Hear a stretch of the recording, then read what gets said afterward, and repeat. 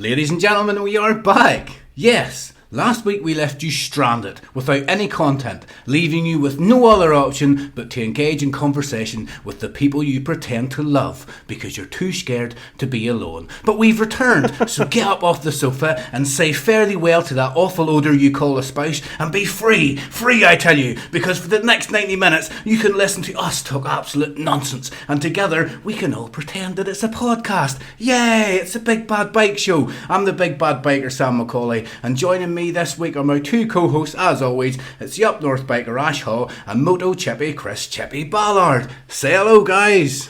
Hello there. Hello. I did it a bit different, didn't I? Did you throw us off a bit? That's weird. Threw you off a little bit. Don't do that again. Oh. No. Okay. I was on a roll, though. My little intro.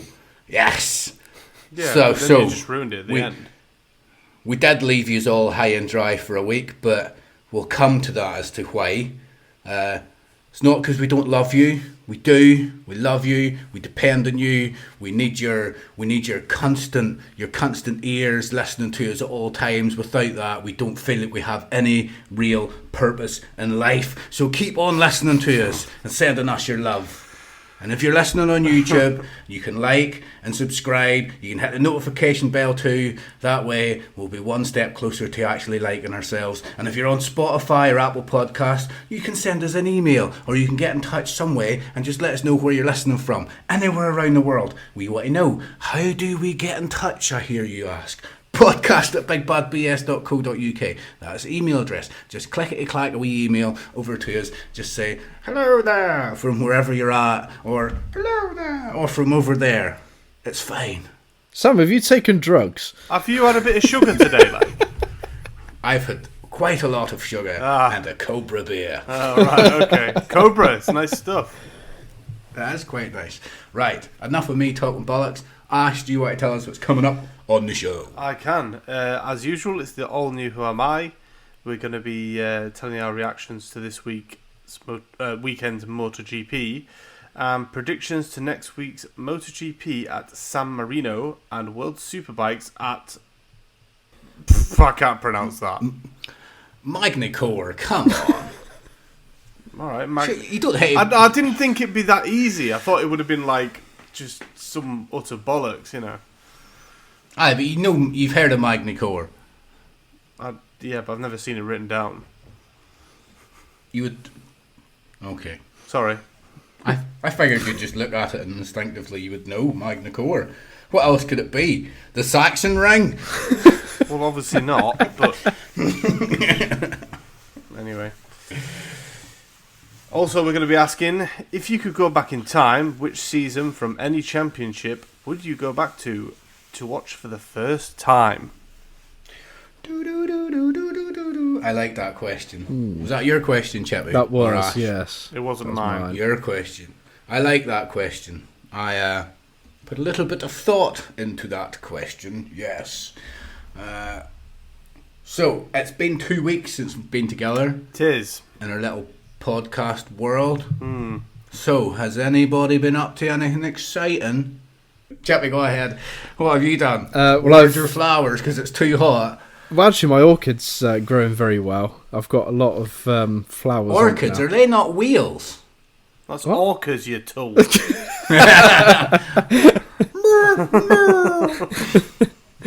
No, I've free Willy out in your back garden. I've just been working. That was just me. I was over for a barbecue. No, I've just been working, making pizza, and it was our wedding anniversary last week. So I didn't get to watch much of the British Superbikes. So I saw the main races. Well, yeah, I watched the main races, but I didn't watch any of the support classes, which I was a bit gutted about, but I couldn't really push my luck on my wedding anniversary. Sam, what have you been up to? Well, as mentioned in the last podcast, I went back home to Northern Ireland to visit family. Obviously, as you know, I went back to watch the Armoy Road Race. It was a flying visit just to watch some bikes, so I went back properly with my family to visit my larger nuclear family, and So went back, visit everybody, seen mum, seen dad, brothers, sisters, cousins, the whole shebang. Took the kids around some of the local places I grew up so they could see what it was like.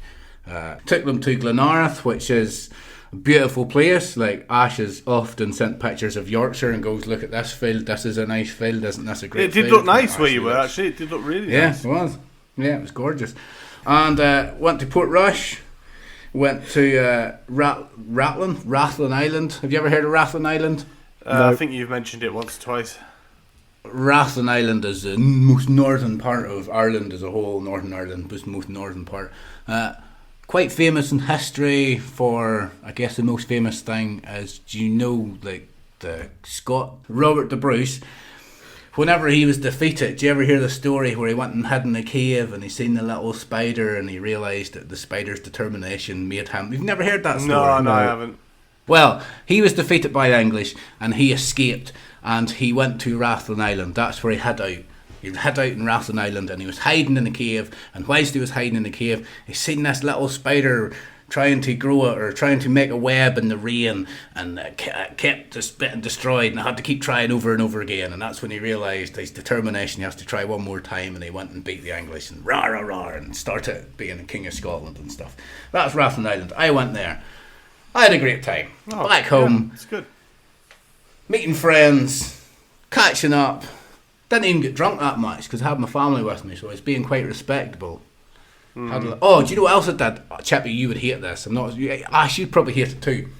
I stayed in this Airbnb, but most Airbnbs I stayed in are people who have maybe an extra house or an extra part of a house, you know what I mean? Yes. And they use it solely for Airbnb. This lady was a teacher, and because it was the summer holidays, she could maybe go on holiday herself. So we literally just walked into her house as her house. It's like she just walked out and we walked in. All her pictures were on the walls. That wouldn't bother me. Like, I wouldn't like that. I wouldn't want to use anything. No, that wouldn't bother me at all. If she's Airbnb out, it's your home. I know, but I picked up the chopping board and I was like, I'm going to cut some peppers for the girls to eat. And you know, an old chopping board around your house. If it's your own old chopping board, you're like, it's my chopping board, it's my germs. I know them germs. Got to know them germs quite well. But when it's somebody else's old chopping boardy germs, I was like, ew. Sniffed it. Horrible. Did it smell of meat? Yeah, it's all that wet dump smell. You know when you wash something and you set it up, but it's not quite dry, but you still need to use it. I get that old dump smell. I was like, I can't use that, mangin'. In the bathroom, there was still evidence. Was it cheap though? I don't know. I never paid for it. My wife did. Well, as long as it's cheap, who cares?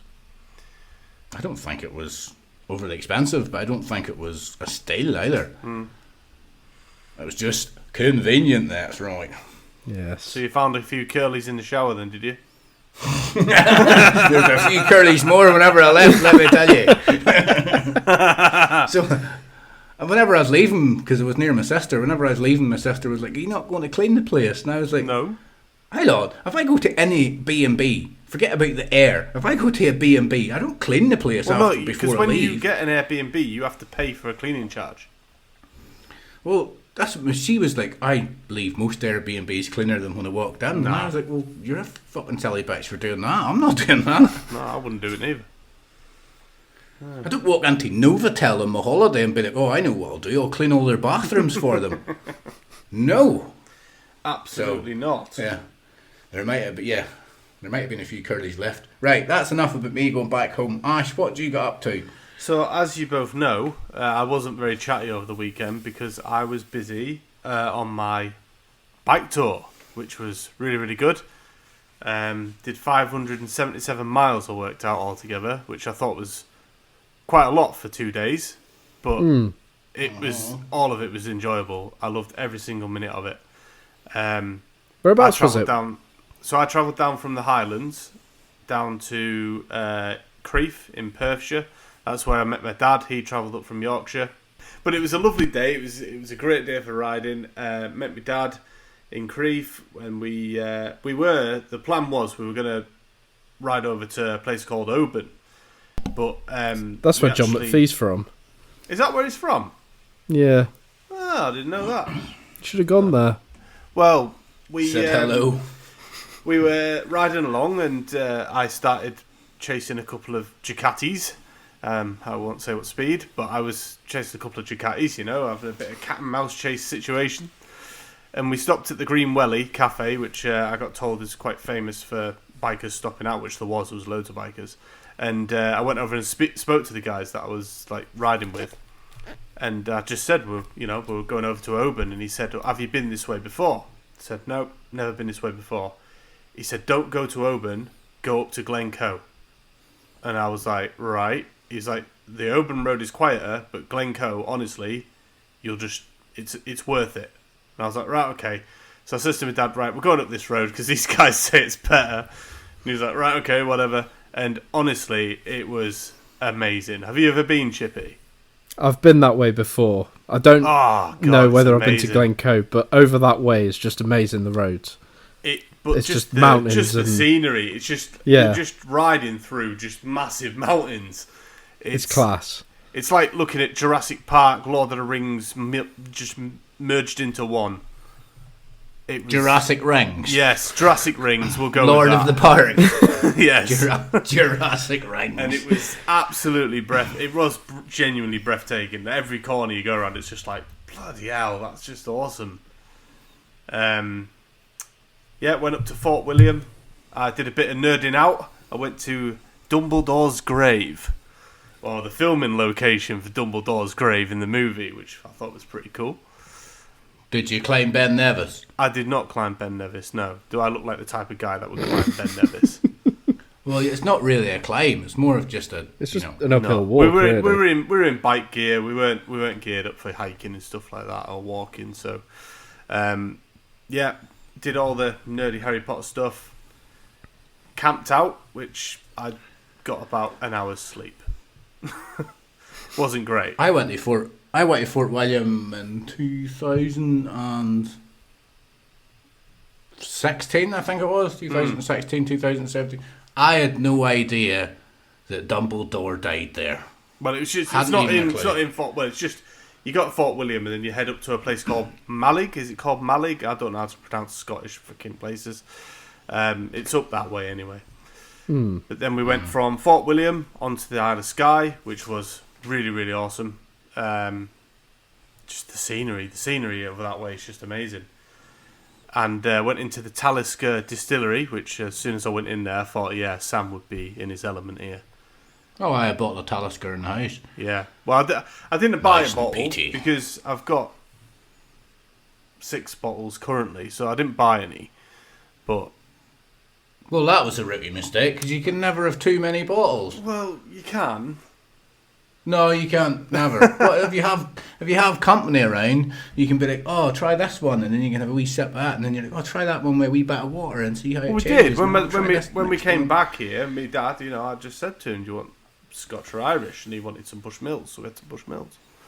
Well, if you had a bottle of Talisker, you could add that in too. Oh, look at this. What Bushmills have you got? It's not a single malt. It's just your bog standard stuff. Triple distilled. Yes. Black Bush. No, not Bush, Black Bush, Bushman. just Bush. Miller Bush. Should we get into the bikes? Say again. 3 nuns in the shower. How do you know which one's the alcoholic? The one with the black bush. Ba-dum. We went from Skye over to Fort Augustus and just had a sort of bimble round there, and then we went back past Loch Ness and back home. And that was it. And Did you see Nessie? Yes, did. Saw him 3 times. They did a big search last weekend. There was like 600 they? people. Yeah, 600 odd people, I think, were looking for it. Yeah. It's like the I biggest heard it one on since the like the radio. 80s or something. I heard it on the radio, and even they come out and they're like, Oh, we did find something. We heard a noise. We can't say it was Nessie, but we also can't say it wasn't. I was like, I bet you that was a fun trip. But no, Yes. it was brilliant, and I just want to do more touring now. more touring, more miles. Good. NC500 will be happening at some point. Your mum and I both agree that you need a decent camping cup. I don't care. You need a decent camping mug. You do need a decent camping mug. No, there's nothing wrong with that mug. No, but what if it breaks? So what? It's not going to break because I'm not a freaking hooligan like you, lobbing shit What about. if you drop your bag? Well, I don't drop my bag. Yeah, you're out camping, you're in the middle of the rocks. It's not hard to just accidentally drop your cup. You don't have to be a hooligan to drop your cup. Things sometimes accidentally fall. I didn't break my mug, so... But you might. But I didn't. So suck my You got dick. all this camping. You got all this camping gear that you bought earlier, stuff you can cook with, and you didn't even buy yourself a decent metal mug to go camping with. I find the metal mugs, when you fill them up with The mental mugs. Yeah, you fill them up with hot water and the bloody handle's hot. Hot what? Sorry. The handle gets hot. What do you put in it? Hot. Hot water. Well, Yeah. Can we please get onto the Handle bikes gets before hot. everybody turns off? Everyone's already turned off Chippy. We've spoke about this previously. Any new listeners that start listening to this podcast, they'll be like, "Oh, it's a bike show. Let's listen to that." And the first 20 odd minutes have been Hold us on a talking minute. about. Everything I've just talked about is about a fucking bike tour. Well, whiskey wasn't really, and talking about a metal mug. And now you're dragging it on, Chippy. Yeah, you are. Well, You're let's- the one dragging it on. well, let's crack on with the next bit then. I didn't finish, but alright then. Oh, by the way, the tent, very nice and dry. Good. But did it rain? It did rain during the night, but not a lot. Well, But it was still not really much of a test, then, is it? Well, it is because I was dry in the tent. So I forgot to mention when me and my dad were on that ride, we swapped bikes for a bit. So I went on his GS and he went on my GTR, and we got down the road and. Obviously, we've been riding for quite a while, so I've never ridden with my dad on a big bike before, so he's never seen me ride a big bike. And anyway, we swapped over, and he pulled over into this lay-by. We're on intercom, and he was like, "You're going to have to give me my bike back." I was like, "What's up with you?" He says, "I can't fucking ride this thing." I said, "What do you mean?" He's like, "I'm just not used to it. I don't like it." I was like, "Right, okay." Then we got moving again, and he's on the intercom, and I left him for a little bit, and he was like, "I don't know how you freaking ride that thing, how you do." Like, he says it's so freaking heavy. I was like, "Yeah, but your bike's heavy." I thought that was quite funny. That's a big old lump of bike. Well, with a full tank of fuel, it's 315 kilos. Jesus. That's almost as much as you. Yeah, when I'm on it, it's pretty much half a ton.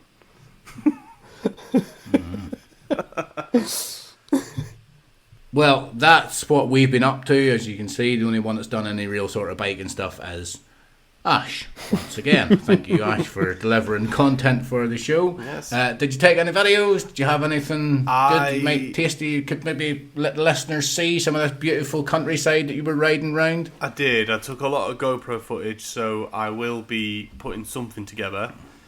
I was going to do a video log, but I'm kind of just going to, Enjoy it. Yeah, let's take baby steps first, eh? Yeah. So look out for that, folks. Ash could maybe put a little video together. Like I said, we're all very amateurish at this, so we appreciate anything that comes out at all, even if it's just riding around some of the beautiful countryside that you're living in.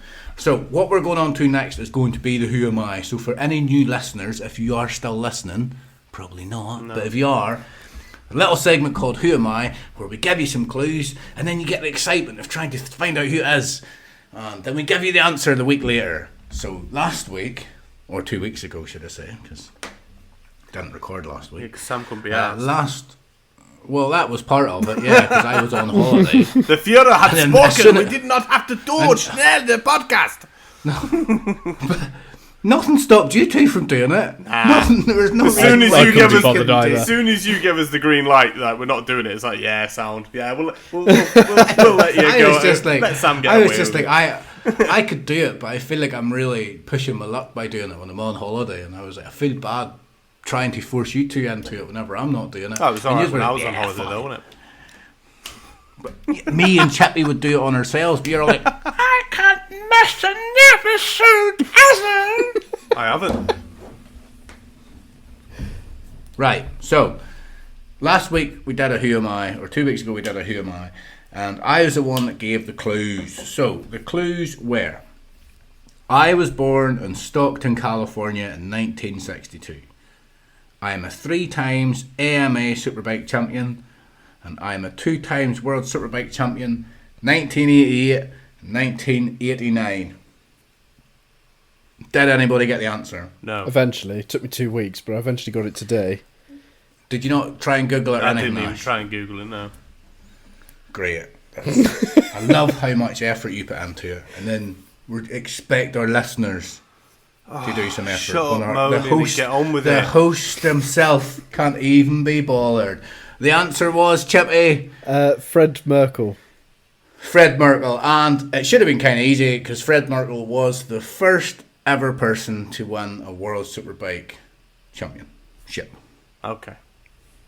That's why the biggest clue was 1988 and 1989. All right. 1988 being the first year of the World Superbikes. Right, this year's Who Am I? Drum roll, please. Ash. This year's Who Am I? Or this week's Who Am I? There you go. Yeah, well, you two started doing this sneaky thing, so I'm doing it as well. Sneaky. Cool. Yeah, right, okay. So, my Who Am I was born on the 12th of August in 1979 in Bingley.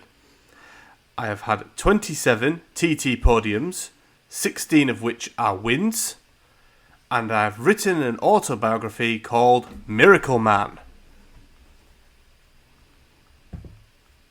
Now you can speak. Right, I'm thinking Bingley. All I can think of is Bradford and Bingley. I don't even know if that's a thing. But Bradford's Yorkshire, so I'm guessing Bingley. Well, Sam's got it straight away. Yeah. I thought that was quite a good one, but I suppose you've got it. It's pretty quick. I've got a guess, but I don't know if it's right. This is a complete guess. No, Chippy. What was No, that you'll be- autobiography called? Miracle Man. Oh, here comes the Google. Go to Google. I'm not going to he's Google it. clearly- I'm not He's gonna got his Google it. phone in his Chippy. hand. He's got... Well, my hands are Chippy here. got I'm by. going to keep my He's hands just here. dropped Chippy it. got by He's who dropped I his am. phone. He got by who I am. He got my who I am like an hour ago. He's like, oh, it just came to me. It did Here's the just come answer. to Who I am. My hands who I are am. Right, Chippy, never mind who you think it's going to be. You've got a whole week to try and guess it. Right. True. Your segment's coming up. This is Oh, the it's news. The news.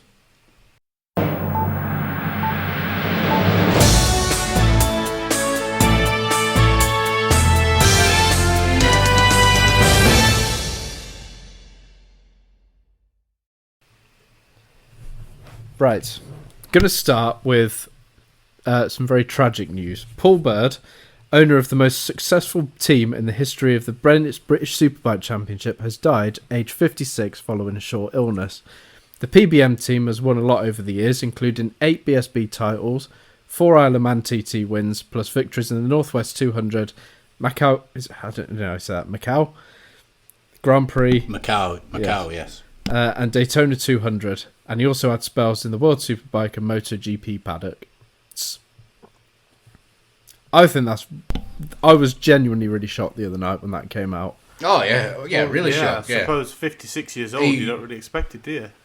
Yes. He wasn't at Cadwell because whenever they won, they basically said, I hope the big man's smiling. Yeah, So I he think wasn't there. he was ill at that point, I think. But he was at the one previous to Thruxton. that. Yeah, I'm pretty sure he was at Yeah, Thruxton. because I'm pretty sure there was a Anyway, TV interview with him. I thought he just wasn't at Cadwell because he was, busy doing something. And it was a bit of a shock because, like it says there, he was only 56. Yeah, Like, Mad, it's isn't it? nothing, is it? I'm at an age now, not to make this about me because obviously it's very tragic and I feel for his family and his friends, but I'm at an age now whenever somebody at 56 passes away, I start to worry because I'm like, God, I'm not that far away from that, you know what I mean? Well, this is Getting why. all of it. This is why you've got to do. Scares me. You got to do the things you want to do in life because you don't know when your ticket's going to be stamped, do you? You don't. Yes. Yeah, I understand that, but if I went ahead and did all the things that I wanted to do, I would be... Within reason, be of course. Obviously, I wouldn't be within reason. performing my duties as a parent. No, but within, Fuck you, girl. within reason. I'm going hand gliding off Grand Canyon. Why not? I've never wanted to do that. Yes. No, it is I know we're laughing and we're being silly, but it is tragic It is, news. yeah. It It's is, not nice. It's not nice to hear. No. Somebody who's, and forget about his whole bike career. He wasn't that old. 56 is not that old. There's no age at all to be going. And yeah, it was a bit of a shock. Surprised me. I really want one of the I mean, it's pretty much in the bag anyway, but I want one of the PBM Ducatis to win the championship now, just for him. Yeah. Mm-hmm. I already wanted Tommy Yeah. Brybard to win anyway, but even more so Well, now. I wanted Glenn Irwin to win. So Yes, as long as one of hopefully them one of them wins. two will win. Yes. And I think, well, maybe not, but I think this year, whenever, like, going into the last 3 rounds, if they start racing each other and they get into you're getting a bit competitive, I think the two of them will be able to look at the bigger picture and think Yes. what they're actually racing for now. Yes. Obviously, there's a lot more than just winning a championship. Yeah. That's, there's It'd be good. kind of puts. Be good if it finished Yeah, a 1-2 in the championship for him. But regardless of whoever wins the championship, they'll probably have a word for. Yeah, there'll be massive tributes, Culver. definitely in the next round, but probably for the rest of the season. Because going by his career, he's touched the lives of a lot of riders. Yeah. Regardless if you raced for him or not. Like, there's been tributes coming out from riders like far and wide who've got a story to tell about Paul Bird Yeah. and what he's done for them and how he's helped them and the leg up that he's given. The way he's helped develop their career or get them forward a little bit. So yeah, he's massive. He was involved in MotoGP for a while. I think it was in the CRT bikes. Yeah, So years ago, whenever they were trying to cut the cost with MotoGP and bring in cheaper bikes that could run, they were never going to win races, but they almost had like a separate championship for them, the CRT bikes. Yeah. I think he was involved in it. even in like rallying as well. He's got his. I didn't know he was involved in rally, and I didn't know he had 4 wheels Yeah. involved in that. Yeah, I saw a picture a few weeks ago of one of his rally cars. But, yeah. That's class. Yeah, Yeah. sadly missed. Yes. Anyway, going on to the next bit. So I'm going to skip down to the next one, actually. So before we go any further, I thought now would be a good time just to quickly go over the rides that have been confirmed over the last couple of weeks. And apologies if I've missed any out. There's been a lot confirmed. I may have missed There's one or been two. There's been a lot going on the past couple of weeks, but it's getting to that point in the season, I suppose. So let's start in MotoGP. So Bastianini is confirmed to be staying with the factory Ducati, which I think we expected anyway. Yeah, it 'cause was a it's given, his wasn't it, first really? year. Yeah, he just needs to find his feet in that team. Next year, I think, is where they'll start expecting stuff from him. Bezzecchi is staying at VR46. I'm very happy about that. Yeah, I think that's a good place for him. Danny Pedrosa has extended his contract with KTM as a test rider. Mm-hmm. Moving on to Moto2, Tony Arbolino is staying with Mark VDS. Jake Dixon is staying with Gas. Joe Roberts is moving back to American Racing. Aaron Canet is moving to Fantic Racing to replace Celestino Vietti, who is rumoured to be going to Red Bull KTM to replace Acosta. That's it for Moto2. Rumours. World Superbike.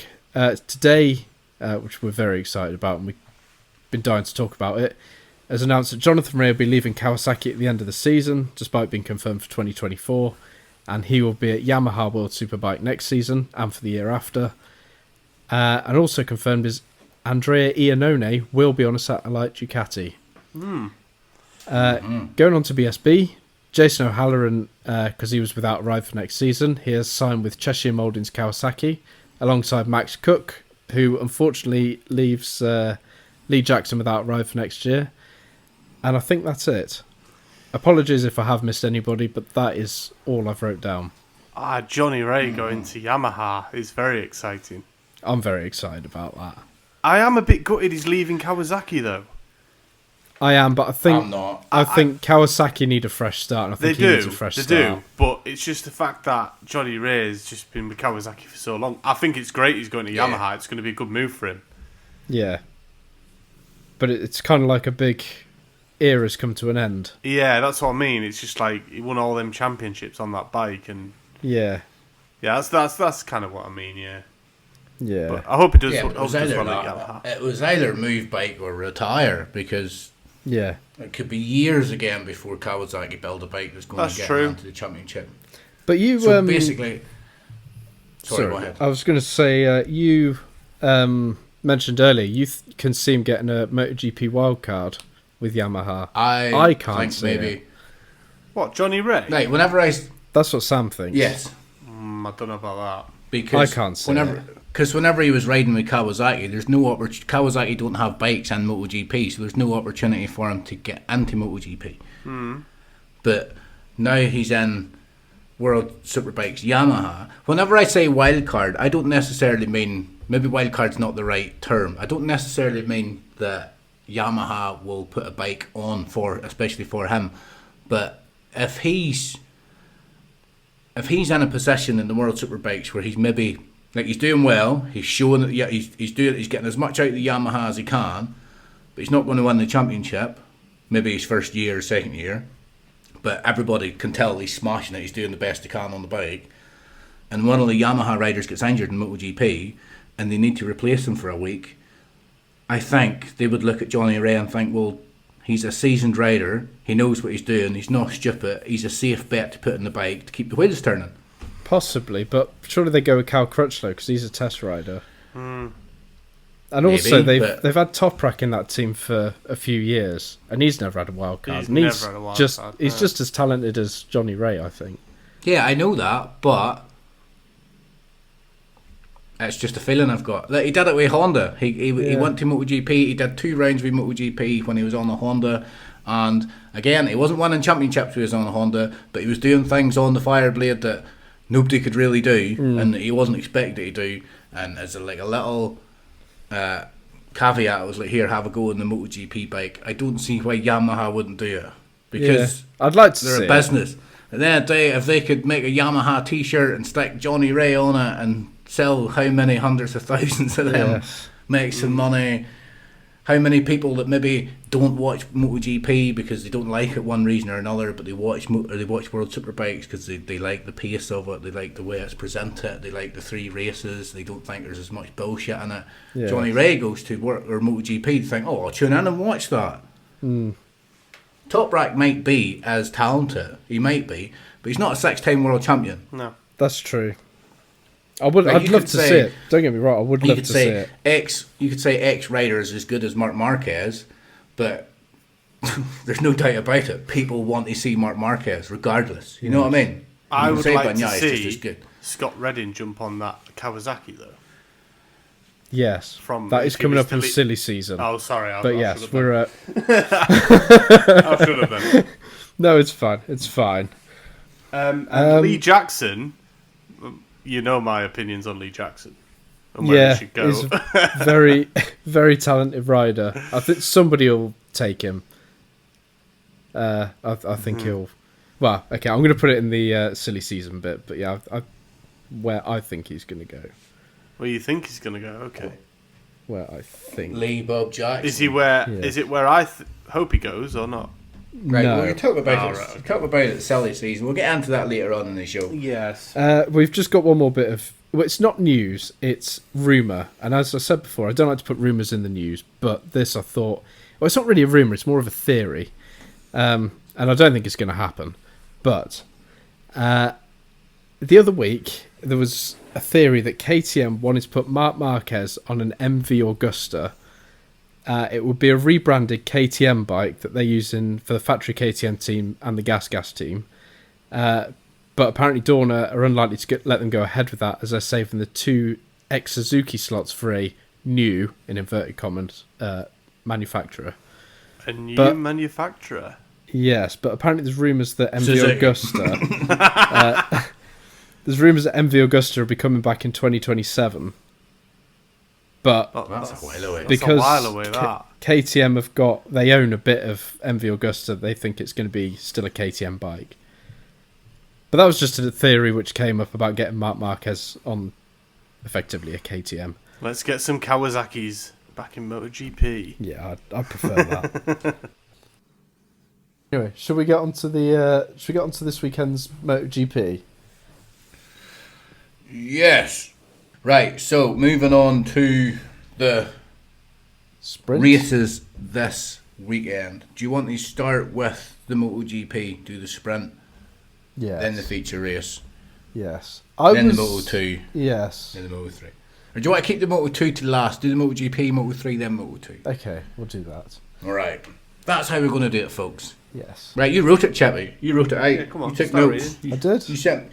You sent the message saying I took notes. I was like, that's alright, I don't have to. Sweet. Yes. So for Nice, too busy. MotoGP Sprint, I thought it was very uneventful. It was a very boring. Well, not boring, but it wasn't. Not a lot happened. So Bagnaia got into an early lead before Aleix Espargaro got past and took off. Bagnaia probably used his head and didn't see him as a championship rival, so was happy to take second. Vinales was a close third. I made a note that Marc Marquez had a good race because as up to that point, it had been a bad weekend for all the Japanese manufacturers. I say all of them, all two of them. But none of the Japanese bikes did any good up until that point. Mm-hmm. But yeah, it wasn't a very great sprint. I was with you on that one. Whenever, like, I don't want to take anything away from Aleix Espargaro. I think he had a brilliant week. Obviously, he had a brilliant weekend. And I'm not sure if Bagnaia could have caught him or could have got past him. But everybody was giving him so much praise on social media about how well he done. And he got by him and Bagnaia had nothing for him. And a part of me just thought, Bagnaia knows he doesn't need to chase Yeah, he doesn't need to get past Aleix him. Espargaro. And he knows that if it's only Aleix Espargaro that's in front of me, then everybody else behind me is losing points to me. Yeah. So, And it's only a sprint race, so it's like not even Half 4 points so, anyway, is yeah, it? it's not really worth it, is it? but in saying that, I'm not saying that Bagnaia could have got past him and could have beat him because He was on fire the the Aprilias whole weekend. they were going well. The Aprilias were going well, but you know, if Bagnaia had raced him and put pressure on him, things might have been different. But yeah, I agree with you. I don't, like I say, I don't want to take anything away from Aleix Espargaro. He had a fantastic weekend, good sprint race. He did win it. I just But, think Bagnaia yeah. used his head. He showed good experience, really. Yeah, I think he's been doing that a lot this year. Yeah, he's a very good rider this year. But that was it. That's all I've really got for the sprint race. If anybody's got, I don't really feel there was much need to mention Marc Marquez at all. No, No, I it's don't kind either. of just. I like Marc Marquez. I that's seen why I'm seen not somebody there. in He's very somebody on average social at the media. moment. Somebody we all kind of follow on Twitter and the likes. He just put a comment saying that the cameras and the director and Dorna and all feel the need to constantly watch a rider that's coming 12th. Yes. But everybody else between 3rd and 12th is getting no TV time. Yeah. They just keep showing Marc Marquez. It's like, it's not. I agree. Then with there was that. a lot of people, like a lot of keyboard warriors who were all like, "No, he's the only reason anybody watches." And I was like, if Marc Marquez is the only reason you're watching MotoGP, then fuck off. Get to fuck and watch F1, you cunt. Go Yeah. fuck off. Yes, but when Rossi was racing, it was the same. Then the cameras were generally Well, on him I a know, lot and more. it pissed me off. It is pissed me annoying off. because it should It be. is annoying, It like- should be whoever's at the front, really. Yeah. 2015 battle. aside, like whenever you first met me, it was 2019. You maybe don't remember, but I was always an advocate. I was always like, Rossi needs to fuck off. I know he's a good rider, Yeah, and I yeah, know I he's remember brilliant, you saying and that, I love him. But I just thought he just needs to move on with his life. He just needs to go on, Yeah. get on with his life, Finish and do on a something high. else. And even the other week, whenever it was in Austria, and they kept showing Valentino Rossi watching the bikes, and it's like, I don't want to watch spectators. I want to watch the racing. Yes. Yeah, but they know it's going to get views. You know, they're not stupid. And I know we're about to talk about the MotoGP race now. But who was doing the flag at the end of the race? Oh Who yeah, was doing it's the just some checkered flag? random dude, wasn't it? And he was even laughing about how he wasn't doing it right. He's maybe pretty popular in Spain. You know what I mean? Maybe he's pretty popular. Maybe some Spanish. I thought maybe he was a football player or something. But he's maybe popular in Spain. But I was like, why are they showing this knob? I don't want to see somebody wave a flag. And he did. I He want was to crap watch- at it. He was just kind of going. I know. Like I want that. to watch. I want to watch the racing. I know it's the end of the race, but I still want to watch the race. I wanna not watch them come somebody over the line. waving a flag.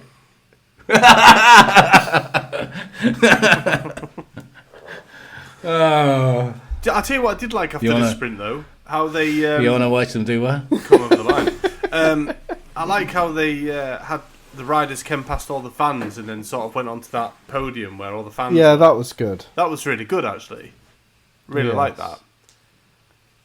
I would definitely like to see more of that, rather than just going back into the pits.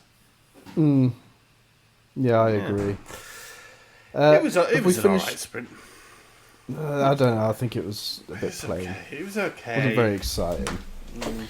I've only watched it once. A lot of the times I watched the races a couple of times. I've only watched that one once, so I don't think it was overly eventful. No. Should we move on to the feature race that was very eventful? Yes. Start. Let's. Okay. Well, my notes. First paragraph actually says about how it wasn't a great weekend for Iker Lecuona, and a bit like the Marc Marquez thing in the last thing. I've only put this in just to annoy Ash. It wasn't a great weekend for Iker Lecuona. He finished 19th in the sprint race, which was third last, although it was the second best Honda. And then he crashed on the sighting lap to the grid for the feature race. I agree with you. He didn't have a great weekend. I agree with you. Wait, he didn't even get to the warm-up lap before crashing. Literally the sighting lap. Going even worse than Jake Dixon. Yes. But anyway, on to the race. It was a horrible start to the race. There was a big pile-up at turn 1. Bezzecchi, Zarco, Bastianini, Didier Antonio and Alex Marquez involved. And then, as we've probably all seen, Bagnaia high-sided and Brad Binder basically went over his legs. It was a horrible crash. But the thing I think that was annoying everybody was that Dorna was showing the replay over and over again. Must have seen it several times. No, when you say the replay of the pileup wasn't too bad, because that happens quite often. Yeah. Corner 1 crashes happen quite often. Yeah. And it's usually just, I'm not going to say an easy spell, because I'm sure it's sore, but it happens a lot of the time. They're not going that fast. They all bundle up, they crash, they all slide off, they gesticulate to each other a little bit. You know, and we all put our head in our hands. And we're like, oh my god, who's crashed? Yes. But yeah, I know what you're talking about. The Bagnaia high side. He was still down receiving treatment when they were showing it. By all means, the first time it happens, if they just happen to be on camera or just show it once, and it's like, and you're like, Jesus. Yeah. And that's all. That's all you need to do. It doesn't need to be shown again. No. And like, you know when you watch WWE, and I know it's fake. I don't watch that. Right. Okay. I watched it when I was a teenager, but maybe you've been flicking through. But this is really going to head home my point. You watch WWE, maybe you're flicking through, and there's always a point whenever one wrestler's going to hit another wrestler with a chair, right? Right. And if it's before the watershed, just before they hit him with the chair, it stops. It kind of freezes. Right. So you get the idea, you know what's going to happen. And that's fake. That's a fake show. You know what I mean? That's just entertainment, and it's fake. And even they don't show that. So if they are going to show it, if they're going to show the crash, can they not just show the moment he's about to crash and then just freeze it and be like, we're not showing you anymore? And if they do show that, did they really have to keep showing Brad Binder riding over his legs over and over again? Because up until that point, until he was in the medical centre, we didn't know if he broke his legs or not. No. And all we knew it said at the bottom, rider conscious, but that doesn't really mean anything. He could be he could be very badly smashed up. You could lose both your legs and still be conscious. Yeah. Not that I thought he was going to lose his legs, but even just a broken leg. And you know what annoyed me even more? They showed his fiance and his sister. His team boss being being distress. consoled. Yeah. I think it was his sister. She was in the Lenovo Ducati t-shirt, and she was walking around with her head in her hands. Yeah. And I think the other girl was his fiance, and they showed her she was in distress, and they showed what's the guy's name? Delineo. Oh no, it's the other one. Davide Tardozzi was I was thinking of. Yeah, they showed him trying. He was basically saying to her, he's all right. He might have broken his leg, or blah blah blah. But even that, it's disgusting. We shouldn't be showing that. No. Yeah, I agree. I mean, I obviously didn't watch the race live. I watched it after you guys had watched it, and you hadn't told me what happened. Me and my dad was sat on the sofa, and I was just watching it happen, and we were both like, oh my god, head in hands, and I looked at my dad, I was like, he's got to have broke his legs. He's got to have broke them. Yeah. And then when I actually looked online to find out what happened, and you guys told me, it's like, oh no, he hasn't broken his legs. I'm thinking, how the freaking hell did he not break his legs? Yeah. I remember a similar crash at Donington Park. I know it's BSB and a bit different, but Richard Cooper he went down at the front, and someone went over his legs, and both legs broke. So I was expecting the same for Bagnaia. So he was very lucky. Yeah, but they didn't need to be showing that. That was disgusting. And there was a lot of people on Twitter who were sharing the views and opinions of that there's no need to be showing that over. Even the pundits, though. The pundits were saying, oh my God, they're going to show us this again. Yeah, they were apologising. Showing it. Yeah. Showing it once, like, that's fair enough, but show it once. And definitely don't show us, like, showing the crash, but then showing Brad Binder running over him, and then showing, like, that. But that's what annoyed me the most, showing his fiancée in distress. It's like, we don't need to see that. We don't need to see a young lass, or a young lad in that matter, but in this situation, we don't need to see a young lass worried for her fiancé, or her brother, or her son, or her, whatever. Yeah. Don't need to see that. So if you're listening, Donna, fucking cut it out. Yeah, wise up. Yes. But I'm not to play devil's advocate. They've maybe straight away, somebody said, "Look, he's fine. We don't suspect there's anything at all," and they're maybe thinking, "Well, if he's broke his leg, we're happy with that. We'll still show it. He's not hurt. He's no, he's not unconscious. He's no internal bleeding or anything." But I think it's horrible. Yeah, I do. I don't watch racing to see crashing. No. Don't get me wrong, I like to watch Havoc every now and again. I go on YouTube and stick Havoc on and watch crashes from back in like 1990s and early 2000s and stuff, and I enjoy it, but I don't sit down and watch racing to see crashing. No.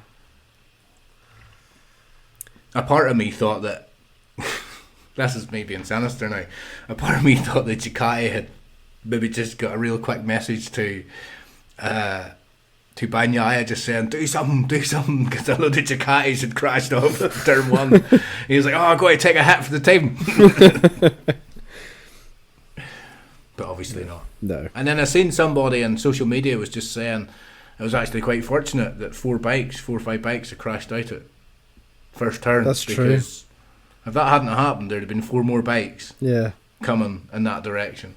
Yeah. And one of them could have, yeah. Anything could have happened. Yeah. Anyway, continuing on with the race then restarted. Bastianini was then given a long lap penalty for the incident at turn 1 because it was deemed his fault. But it was his fault. He was at the medical centre anyway, and due to Dorna's wording, they obviously still haven't learnt this lesson. The wording of the wording of their penalty means you won't have to serve it now. So carrying on. Early into the race, it became an Aprilia 1-2-3. Pol Espargaro retired with a mechanical issue. Brad Binder was out. I'm not sure if it was mechanical because I missed it because I was on Twitter still like ranting about Dorna showing those replays. It was mechanical.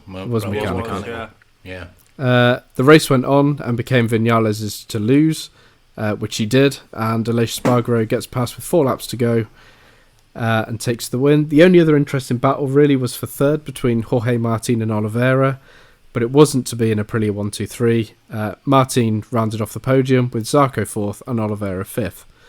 And then I'll just put at least Aleix has learnt to count at Catalunya this year, because it was last year where he went across the line and started celebrating with still a lap to go. Miguel Oliveira was... Sorry. No, I was just going to say, and then to confirm, Bagnaia has got no fractures. I think it's just heavy bruising. Can't believe that. Bastianini has fractured his fingers, hand and ankle, and it was confirmed just before we started recording that he will miss Misano, India and Japan, which is a shame, because he's only just come back from a... It is, yeah. But how injury. Bagnaia has come out of that unscathed, really. Some real, innit? It's just unbelievable. You would have thought that would have snapped his legs. Yeah. 100%. I mean, how much does a MotoGP bike weigh?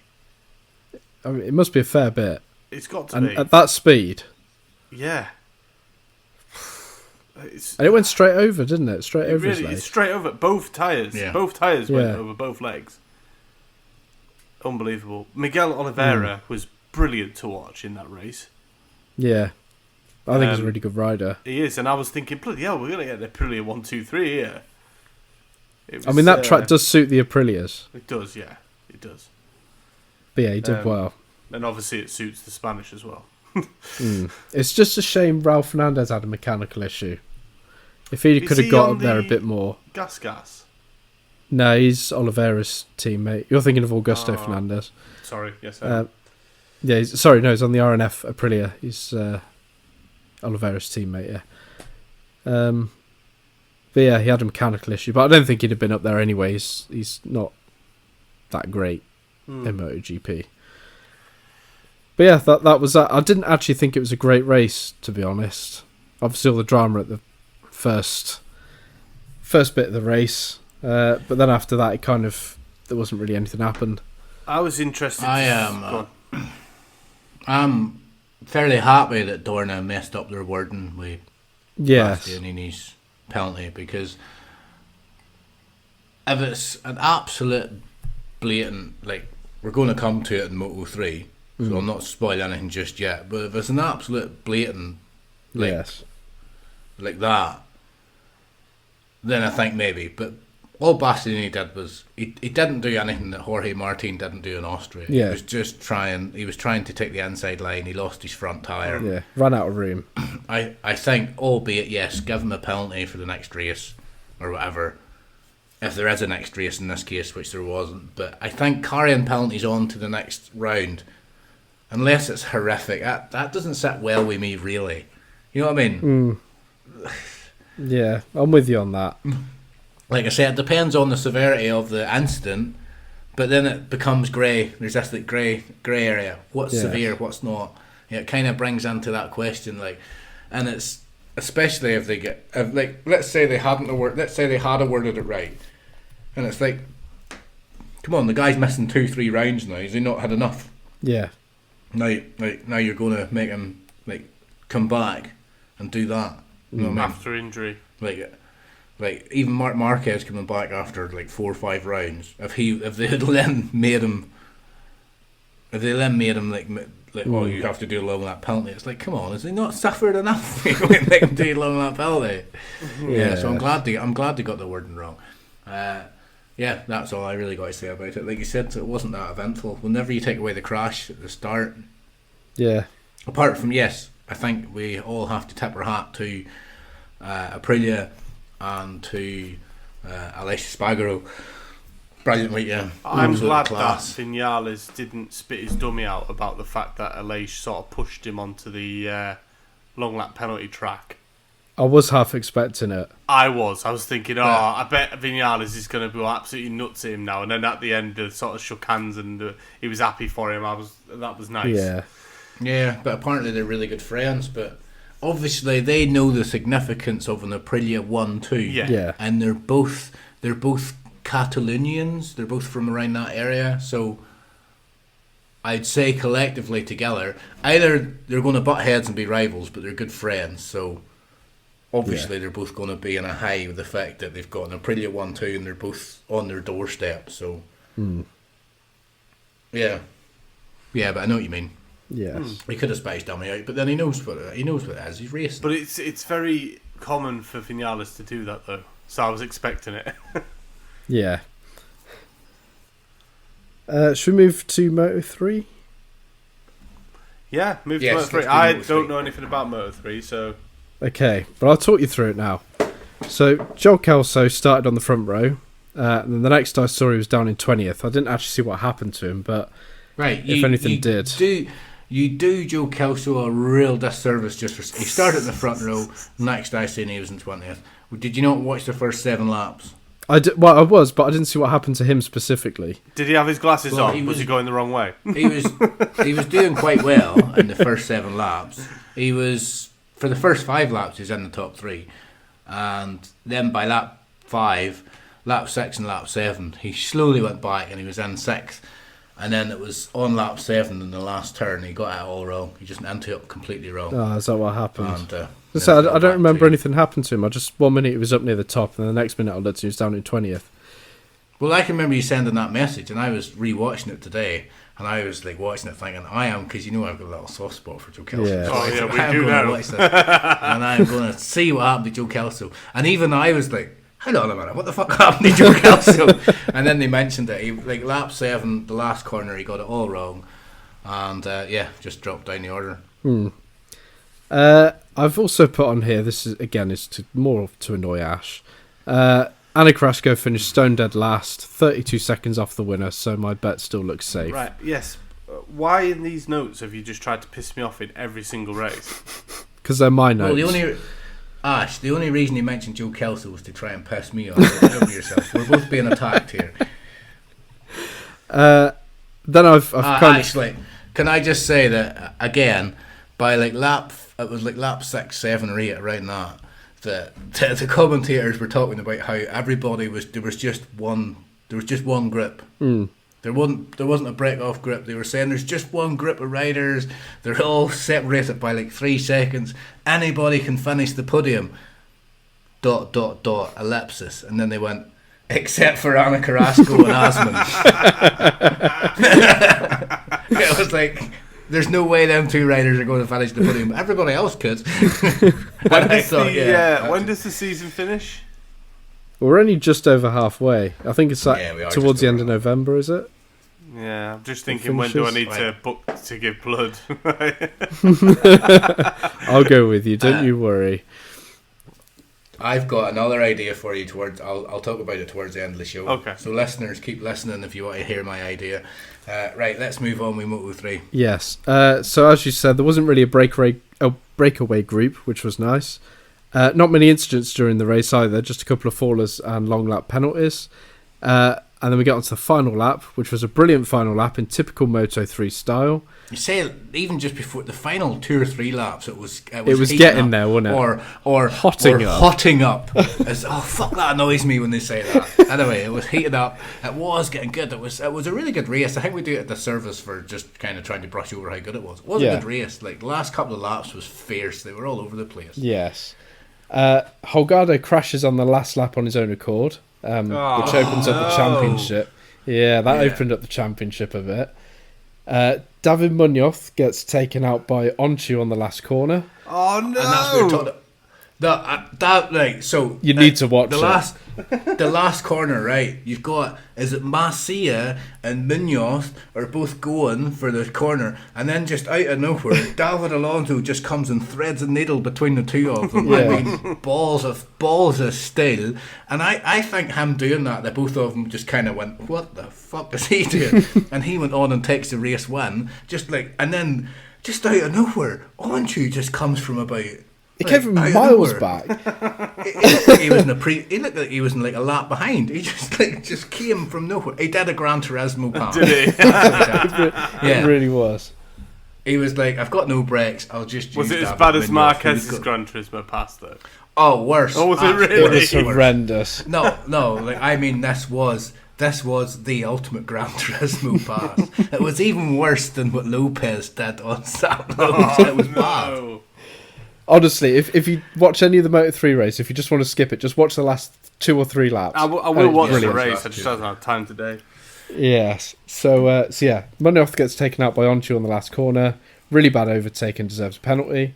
But I did make a note earlier in the race, which I have left in here, that said, Dennis Onchu, since he got his first win, seems to be a lot more settled in races, and I think he could win the title next year.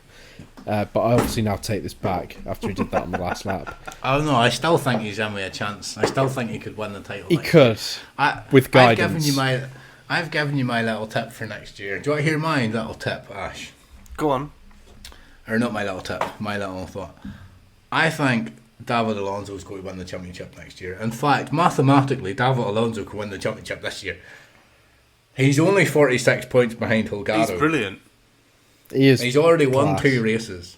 There's no reason. I'm so happy. Mathematically, he can do it. So happy to see that he got first place. Yes.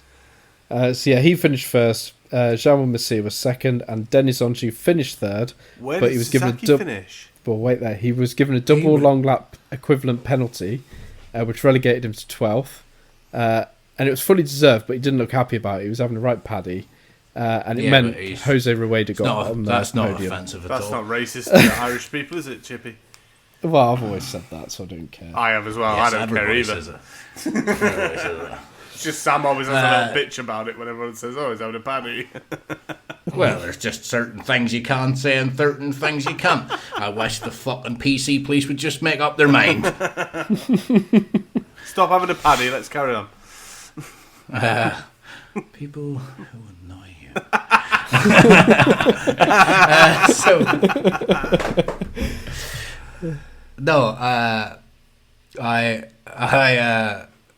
I really enjoyed Moto3. It was class. I watched it again today, and I sent you a message, Chippy, because I didn't want to. Well, no, I sent it to the group chat, but I didn't want to give anything away, and then you did, Chippy, but I don't want to do that. But I basically said, even knowing what happened, I watched the race again, and even knowing what happened, that last corner, my heart was in my mouth. watching David Alonso do that, I was just like, oh my God, what are you doing? It was amazing. It was such a pass. He was just throw caution to the wind, I'm going to win. And honestly, like I say, this year, mathematically, he's got a chance. There's still, 9 races to go. He's 46 points behind. He could still do it. He can still do it. Holgado, who's winning the championship, does have a habit of crashing. He's got a habit of making mistakes. He's not, and when I say this, I mean nobody in Moto3 is, because they're in Moto3 and they're young and they're teenagers, but he's not the complete package yet. He still makes mistakes, which he's entitled to. But David Alonso, apart from last week when he came off, he's building up some momentum. Yeah, he is. And if he goes out in the next couple of races and wins the next couple of races, he's well in it. And it's Moto3. There's every chance that his competitors around him could, have mediocre races. There's no reason why going into the last 4 or 5 rounds he couldn't be maybe 20, 30 points from the leader. Yeah. And it's so tight, Moto3. It's so tight. And I think he could become a fan favourite. I think he'd be one of them riders that everybody likes. Yeah. Because there's not many riders that all us 3 like, apart from the Brits. At the minute, I am straight on the David Alonso hype train. I am as well. Choo. I am like, get on with it. That's brilliant. And I think next year, I honestly think next year he's going to win it. He could do, yeah. Although I do think Dennis Onchu could, if he has a bit of guidance and a bit of mentoring about how to handle yourself in the last couple of laps. Turismo. Yeah, basically, just don't take anyone out. I think Dennis Onchu could be. I think we could look back and say Dennis Onchu could have been this and that if it hadn't have been for the fact that this really incredible rider just turned up at the same time. Yeah. Like Max Biaggi could have been this and that. Valentino Rossi hadn't have turned up. Yes. Won everything. Where did Sasaki come? He didn't do that well, I don't think. He wasn't 8th at one stage. Oh, was he? I thought he was a lot lower than that. I don't even think I put my predictions in for the race. Anyway, no, we didn't. Where did he come? Where's my MotoGP app? Can I edit this bit out? First one to find it wins. Where did he come? Moto3. I swear, towards the end he was sitting in 8th at one stage. I'm looking at the wrong race weekend. What's his name? Sasaki. Oh, he came 4th. Did he? Yeah. I didn't realise it was that far. Alonso, Masia, Antonio Rueda, Sasaki. So he was. I thought it was a lot lower than that. Well, he finished 5th, obviously, but then because of Alonso, I thought he was lower than that because they did mention he was in 8th. Suzuki came 8th. That's maybe where I made my little mistake. Tatsuki Suzuki. Yeah, so Suzuki came 5th. And if it hadn't have been for Munoz being punted out, he would have came 6th. Yeah. So he wasn't in the hunt because the last couple of laps it was a 3-bike race. Yeah. And then then Onchu was like, well, I'm going to try and make it 4. And they ended up making it 2. Fair enough. But give that a watch, Ash, because it is very, very good. Yeah, I will do, definitely. Yeah, definitely. Because like I say, I watched it twice and even the second time I still was loving it. I would watch it again. I was going to say, I might watch it tomorrow. Like, just going on and watching the last lap, like that's good. But honestly, if you watch the whole race and watch it build up just for that last lap, that last corner, is probably the best last corner of the whole year. It was so good. Yes. And it's not because somebody crashed. It was David Alonso just threading the needle between Masia and Munoz before Moto3 never disappoints, I don't think, anyway. No. Aye, but that was brilliant. Yes. So, moving on to Moto2, shall we? Well, Sam just said. I think we should just end the podcast there. Goodbye, folks. And I did watch Moto2 earlier. Yeah, so I think this is probably the best Moto2 race has been this year. It was good. Oh, it was really good. I think it was class. It was good. So Jake Dixon started on pole, and he had a good start. Everyone had a turn lead in the race, with Canet, Dixon, Acosta, Arenas and Gonzalez being the main protagonists. Alonso Lopez wasn't out of it either, but made a badly timed aggressive move on Acosta, putting them both wide. And the commentators did say he's starting to make a name for himself, and I would agree with that. He does make some badly timed moves. Like But I suppose he is Sam still Lowe's quite incident. young. Yeah, he is still young. He is learning. The last lap, Aaron Canet was desperate to get ahead and take his first win. And Dixon did make a couple of mistakes as well, but Canet couldn't capitalise, and Jake Dixon took his second Moto2 win. Aaron Canet finished second again, which is his 12th second place finish. And Albert Arenas was third, which I think is his first Moto2 podium. I might be wrong. And also, I just want to say how nice it was for Jake Dixon to dedicate the win to Paul Bird, his family, and the PBM Ducati team. Yeah. Which I thought was quite nice, because there was literally no mention of it all weekend, and I thought somebody somewhere would have mentioned it. I know Neil Hodgson mentioned it, but there was nothing. Neil, who did you say there? I nearly slipped up. Neil Hodgins. Neil Hodgins. As Sam's been calling him for the past 40 years. Yes. Yeah. So 30 years. Sorry, 38. yes. Well, just before his tribute to Paul Baird, which was very nice of him, and it was good to see somebody actually mention that such a large figure within the motorcycle racing community had passed away. But just before that, he wasn't very humble. He's not a very humble rider. I didn't think his interview was that bad. I do. Oh, Was it? I think he needs a bit of coaching in how to handle the media. Do you know what I how think? to handle the adrenaline. Do you know what I think he needs? You know the way you get some little Japanese rider coming down. I use Japanese as an example because I think European riders maybe have an easier time of learning English. You get a little Japanese rider coming down and they say it in Japanese and they've got a translator with them. Yes. They kind of whisper to the translator and the translator tells you what they want to say. I think Jake Dixon needs one of them, but not a translator. He needs a shit filter so that whenever it's like, oh, what would you like to say? Jake Dixon whispers to the shit filter and then the shit filter goes, yes, he thinks he had a very good race. The lad does have ADHD, you know, don't you? Okay. But so Armed. he's just obviously just blurts out what he's thinking, doesn't he? You know, can say that you again. blurt out what you're thinking. Yeah.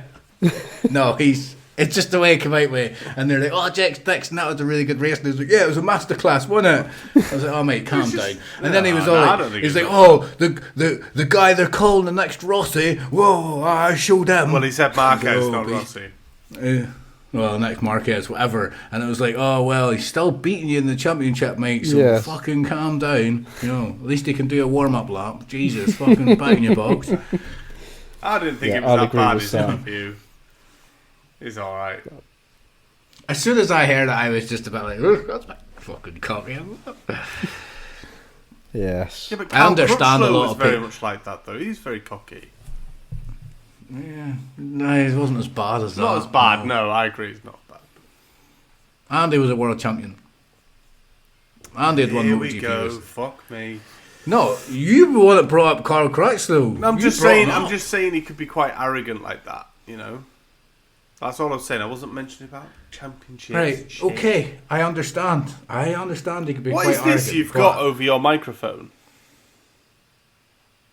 It's like, so it's like this. It's but like it's a not little that. willy cover.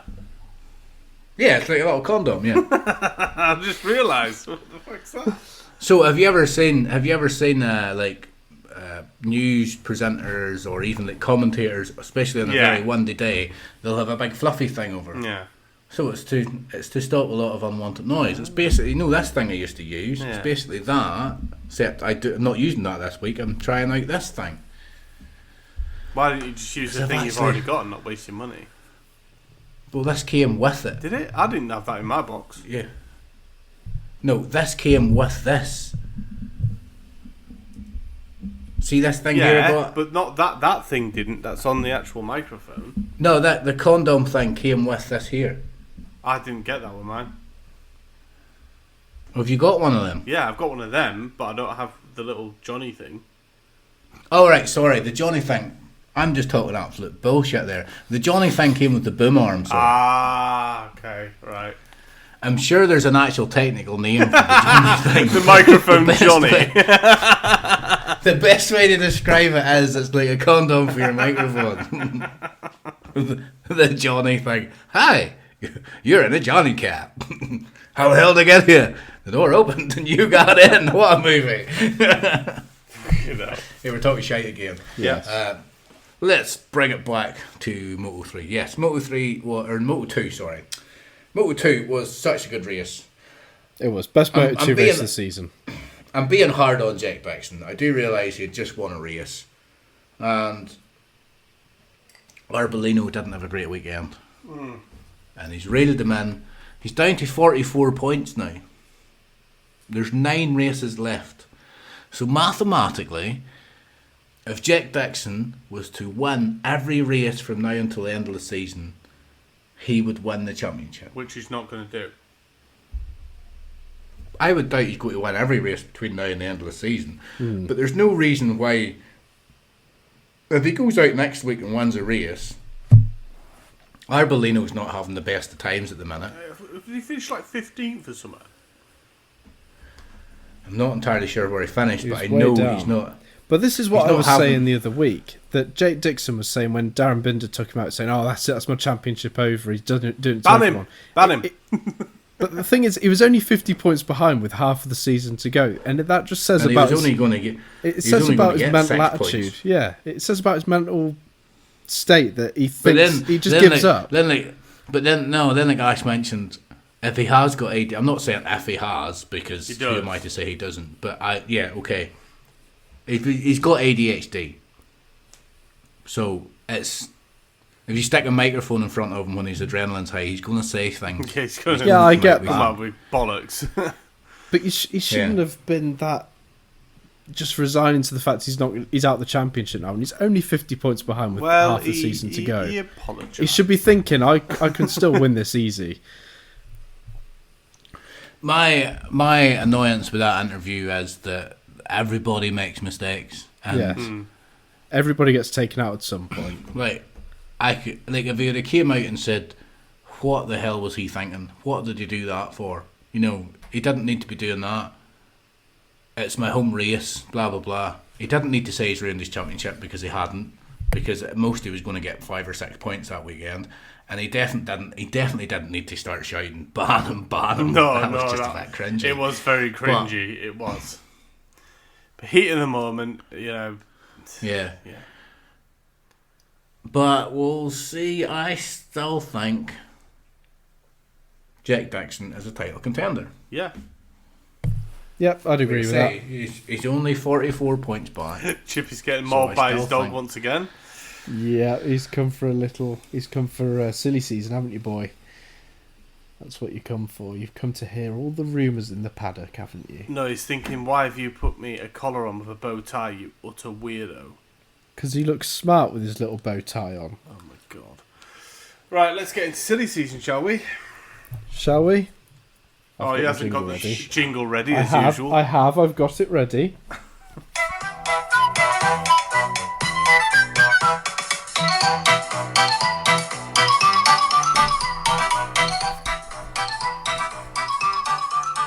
Anyway, that's the jingle. And no, we couldn't hear it. No, oh, my dog's sniffing the microphone. You might hear him. Right, where's the document gone? Right, okay, so there's been a lot of talk over the last couple of weeks about the Pramac and Grassini rides. Yes. Because obviously there's a lot of people that were linked have confirmed they're riding elsewhere. So you got Jake Dixon staying in Moto 2, Yep. Arbolino staying in Moto 2, etc.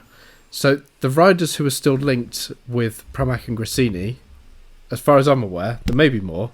Marc Marquez, Joan Mir, Franco Morbidelli, and Pedro Acosta still can't be ruled out. No. I think Marquez should go I do too. I think he should go to the to Grassini Grassini. ride. So you've got Yeah. the Marquez brothers on Ducati. Yeah. I think And- that should happen. And I think Morbidelli to Pramac. I think Marquez should do something like that as well. But I don't think he's going to. I think Marquez is going to stay at I Honda do as well. and finish his 2 years there. He'll finish his contract. He won't pay to come out of his contract. He'll finish it and then he'll... But then, is he making a mistake by doing that? Because he might miss the boat then. Yeah, I think he needs to move. I think he should I think he move, will. but I don't think he will. I also heard a rumour that Ducati team, now this is a very silly rumour, and somebody just writ it. I can't even remember who it was on Twitter.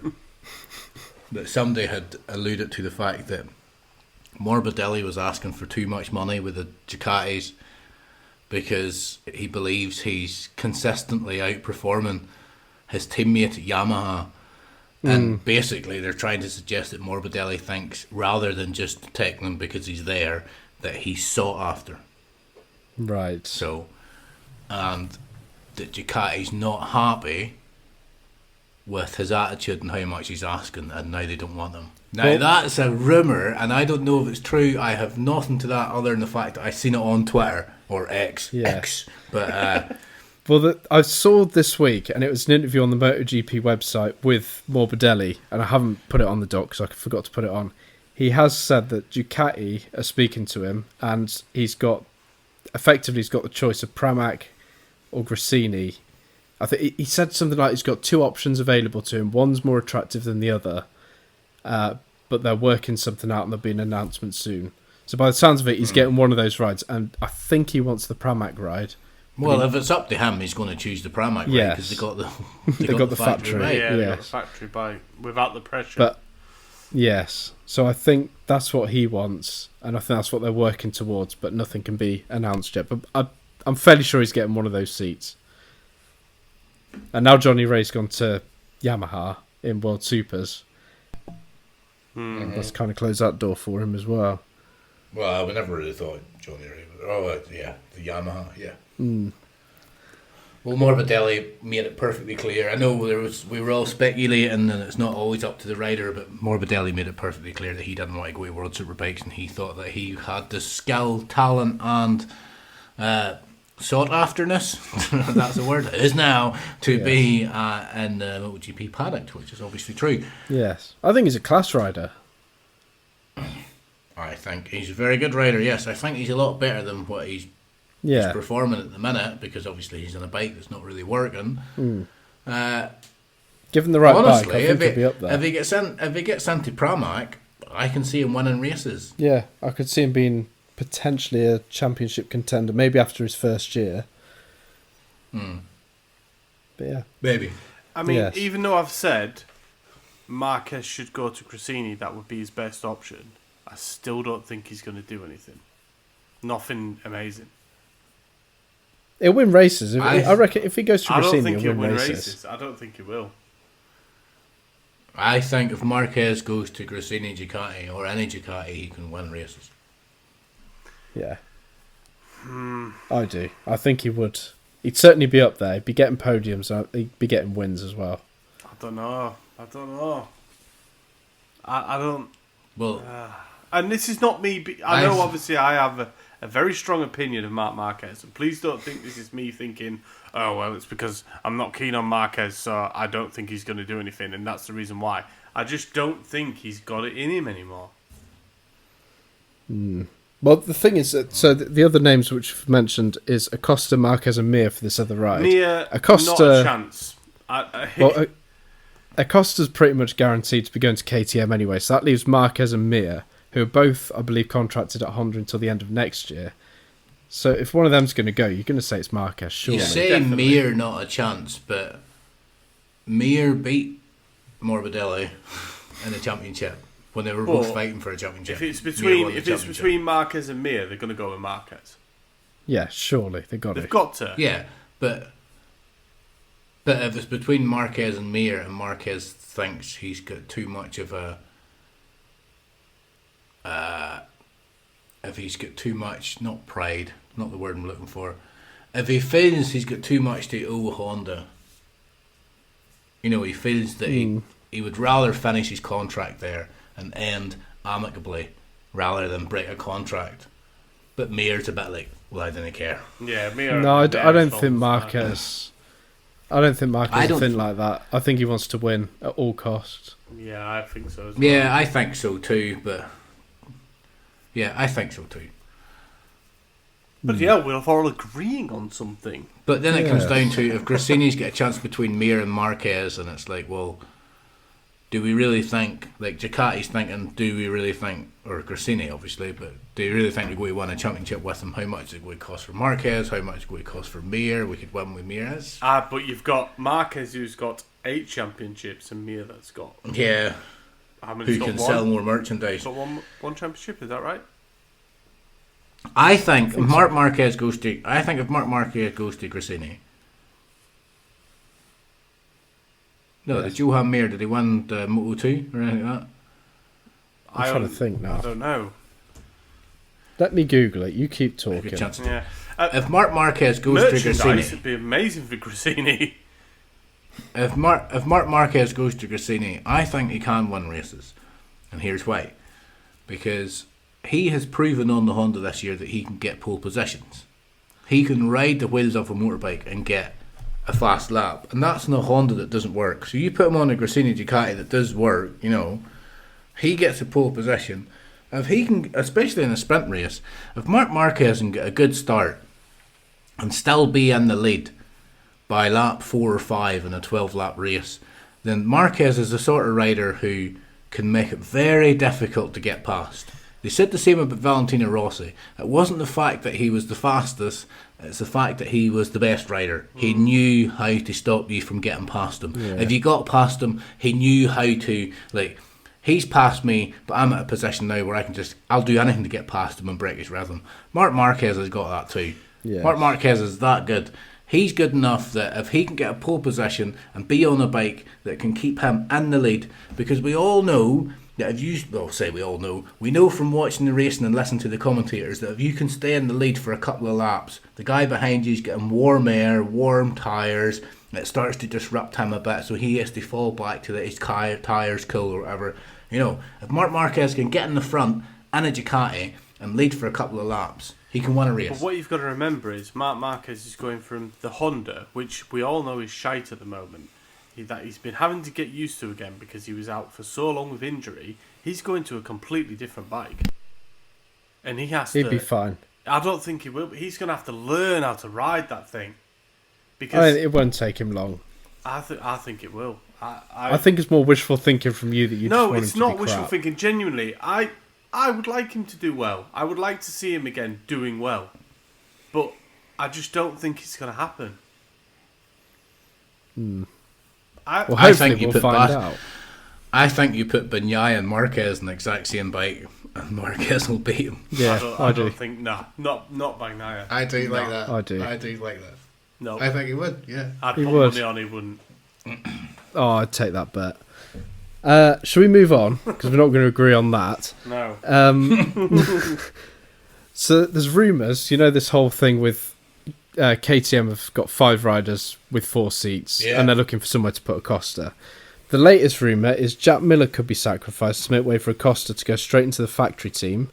And as Pedrosa has confirmed the test rider, where does that leave Miller? Because Honda? Pramac. well, Repsol Honda? well, Jack Miller didn't have a great weekend, No. and in the sprint race, he finished way down the order. Mm. In the sprint race, he finished 16th. Now, I know, I've said it before, in the sprint race, if you're not going to finish top 9th, then there's not really any point of pushing. You know what Yes. I mean? You might as well finish last as finish 10th. So we said it before, you can use it as extra testing. So maybe he knew he wasn't going to finish top 9, so he wasn't pushing it. But then you come on to the race, and Jack Miller finished 8th. Now, I know that's not the worst. But considering how many riders were out... Yes, considering how many riders were out, and before Brad Binder had his mechanical, he was up there, and they mentioned It was rumoured. Now, if the commentators, I've always said this, if the commentators are talking about it, that's the smoke, and there's no smoke without fire. Yes. And they were mentioning that he might have a bit of like stuff in his head, the back of his mind, because there are the rumours that KTM are going to drop a factory rider, and Binder's consistently outperforming Jack Miller. Binder's extended his contract until 2026, was it? And if they've extended a contract with Binder, why have they not come out and said they've extended it with Jack Miller? Yes. You know what I mean? If they've done it with Binder, why would they not just come out and say we've extended the contract with both our riders? Yeah. I suppose he could go to Repsol Honda. I think it'd be either Repsol or the LCR. I think he'd end up on. Well, this is where it's coming down to this. It's music. Before it was like we're all waiting to see what this one rider does. Now we're all waiting to see what the Repsol Honda riders do. Are they going to go to Gresini? If they go to Gresini, then that's... I think Miller's too good. He's too good to go to World Superbikes currently. I don't know. I think that'd be a good fit for him. I think he's too good for World Supers. No, I don't think he's too good for World Superbikes. I think I feel like I'm really harsh on Jack Miller. Like you always have been. Really like Jack Ever Miller. since we started this podcast, you've Jack Miller's just a fucking test rider. No, I like Jack Miller. I think he'd be a class dude. He's obviously a fast rider. Like you don't get to where he's at. You don't win a Moto3 championship, and you don't get to where he's at by being a fast rider. And I think the TNT/BT pundits at the time, I think they talk about him quite a lot because as British fans we kind of adopt Australian riders whenever they do well, especially if we don't have any British riders to talk about. And I think he's a little bit overrated, to be honest. Well, I was saying to you the other day that he's only really about as talented as Zarco, but I think the reason why everybody puts him on a bit of a pedestal is because of his personality. Yeah, he's got a class personality. Yeah, he's a class dude. Zarco, I'm not sure if Zarco won Moto3 or not, but Zarco's a 2 times Moto2 champion. Yeah, and I'm not saying that he's better, but when you say he's like on a par with Zarco, I would rate Zarco a little bit higher than him. Maybe, only a bit though. Not by much, because I like Zarco, but you know, if I'm being honest, he should have at least got a win by now. Zarco's another one. Zarco's another one where it's like, oh, he's going to go to World Superbikes. I wouldn't be shocked or surprised. I don't think he's too good for it. I don't think Jack Miller's too good for World Superbikes. No. In fact, I think Jack Miller would be a perfect fit for World Superbikes. Yeah, that's what I'm thinking. Not even on a good team. Stick him on the Kawasaki. That would be good. Saying that, I know how the championship. I know how the championship. It's like they've had a lot of very good Australian riders, and they know there's a lot of Australian fans. So it's nice to have an Australian rider in there. Just like it's nice to have a British rider in there. Just like it would be nice to have a competitive. And Jack Miller is competitive, you know he is, but. I can't see him going honestly, to World Supers yet. I can see him probably staying in GP a bit longer. Yeah, but again, how long does he stay in GP before he misses an opportunity in World Superbikes? Or does he move down to Moto2? He'll never move down to Moto2. Nah. He's been in MotoGP for too long. But hand on heart, honestly, hand on heart, Jack Miller's been on the factory Ducati when it was in my opinion, it was a championship winning bike. Yes.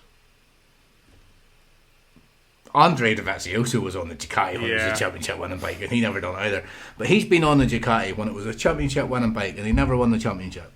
He's on the KTM, not that it's championship winning, but he should be doing better than what he is. Yeah, he should be. I think. Yeah, he should be. Hand on heart, no matter what bike you put Jack Miller on, could you see him winning a championship? No. Right, there you go. But I've always said he's the perfect number 2 rider. He's a perfect teammate. Yes, because he's humble. He's a perfect teammate because he doesn't spit the dummy out. Yes, and he helps his teammate as well. He's a decent guy. He's a decent guy. He's a really down to earth guy. Like he's a brilliant guy. He's class. He's got that attitude where it's like, well, like he's smart. He looks at it and goes, well, I'm not going to win the championship, so there's no point being a dickhead and ruin it for my teammate. You know, I'll play the game and my team can win the championship. Yes, but I think if he went to World Superbikes, I would be like, yeah, I can see that. Good competitive rider going to World Superbikes, and then you could win a World Championship in World Superbikes. I'm not saying he should. I'm not saying he will. I'm just saying I don't think that he's too good for World Superbikes. No. I think he's maybe just a little bit more towards MotoGP in his skill. If he went to World Supers, where do you see him finishing in the championship?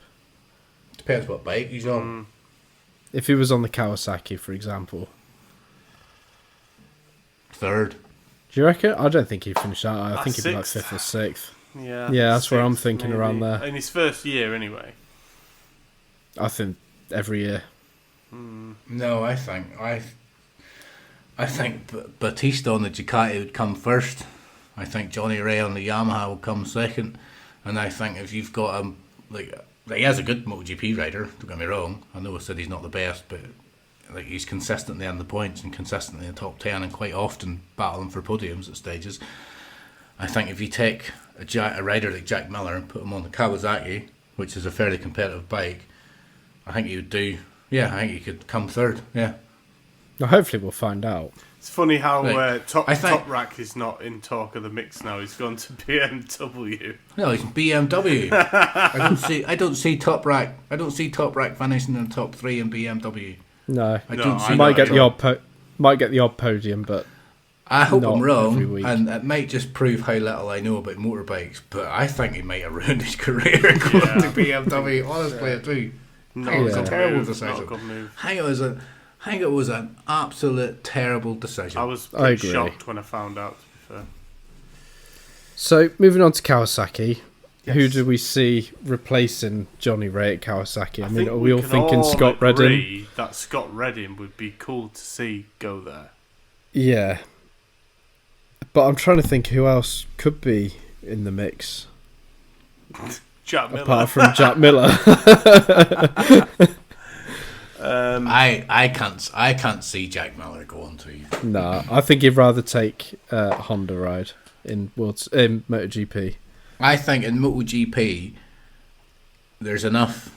I don't see anybody coming into MotoGP outside the paddock at this stage. I don't see. I think No. anybody that's going to move up from Moto2 would already be announced. Nobody's going to come from World Superbikes. Nobody's going to move from anywhere else. So I think they've got the right amount of bikes and the right amount of riders. So even if he has kicked out of KTM, there's still going to be a position available, I think, and anybody would have Jack Miller. It'd be good actually for Honda because he's got the experience and, as He's you been at said, Honda before, has he not? yeah, I think he has, and as you say, he's a good sort of test rider. He might be able to get that bike back to where it Back should to be. fighting fit. Yeah, he might not be there to win. They probably wouldn't expect him to win, but they could get a lot of data out of him. A lot of good ideas. But the Kawasaki, well, we know that BMW have a bit of a conundrum. They have 3 riders. Now, one of them 3 riders we know for definite because he's just gone to BMW's top rank. Yes. They're not going to get rid of him before he's even rid the bike. So that leaves Van der Mark and Scott Redding, both of whom are very good riders. Yes. I would argue that Van der Mark has missed his opportunity Yes. in life. Yes. Yeah. Not in life, obviously, but in his racing career, I think he's missed his opportunity. I think it's gone. They were talking about him going to MotoGP at one stage, even when he was on the Honda with Johnny Ray? He was definitely on the Yamaha at one stage. I think he was on the Honda with Johnny Ray, and they were talking about how good he was. Then Johnny Ray went to Kawasaki, and Van der Mark went to Yamaha. And then they were talking about how good he was in Yamaha, and then he made the career-defining decision and went to BMW, and then he just went backwards. And then, It's going to happen with Top Rack. Yeah. but he's still a decent rider. I think Van der Mark's still a decent rider. So, yeah, I think it's a toss-up between Van der Mark or Scott Redding. So you say who else could go there? Van der Mark could go there. Wouldn't be surprised if Van der Mark ends up in the Kawasaki. Tom Sykes. Oh, God. I'm no. joking. Fucking hell.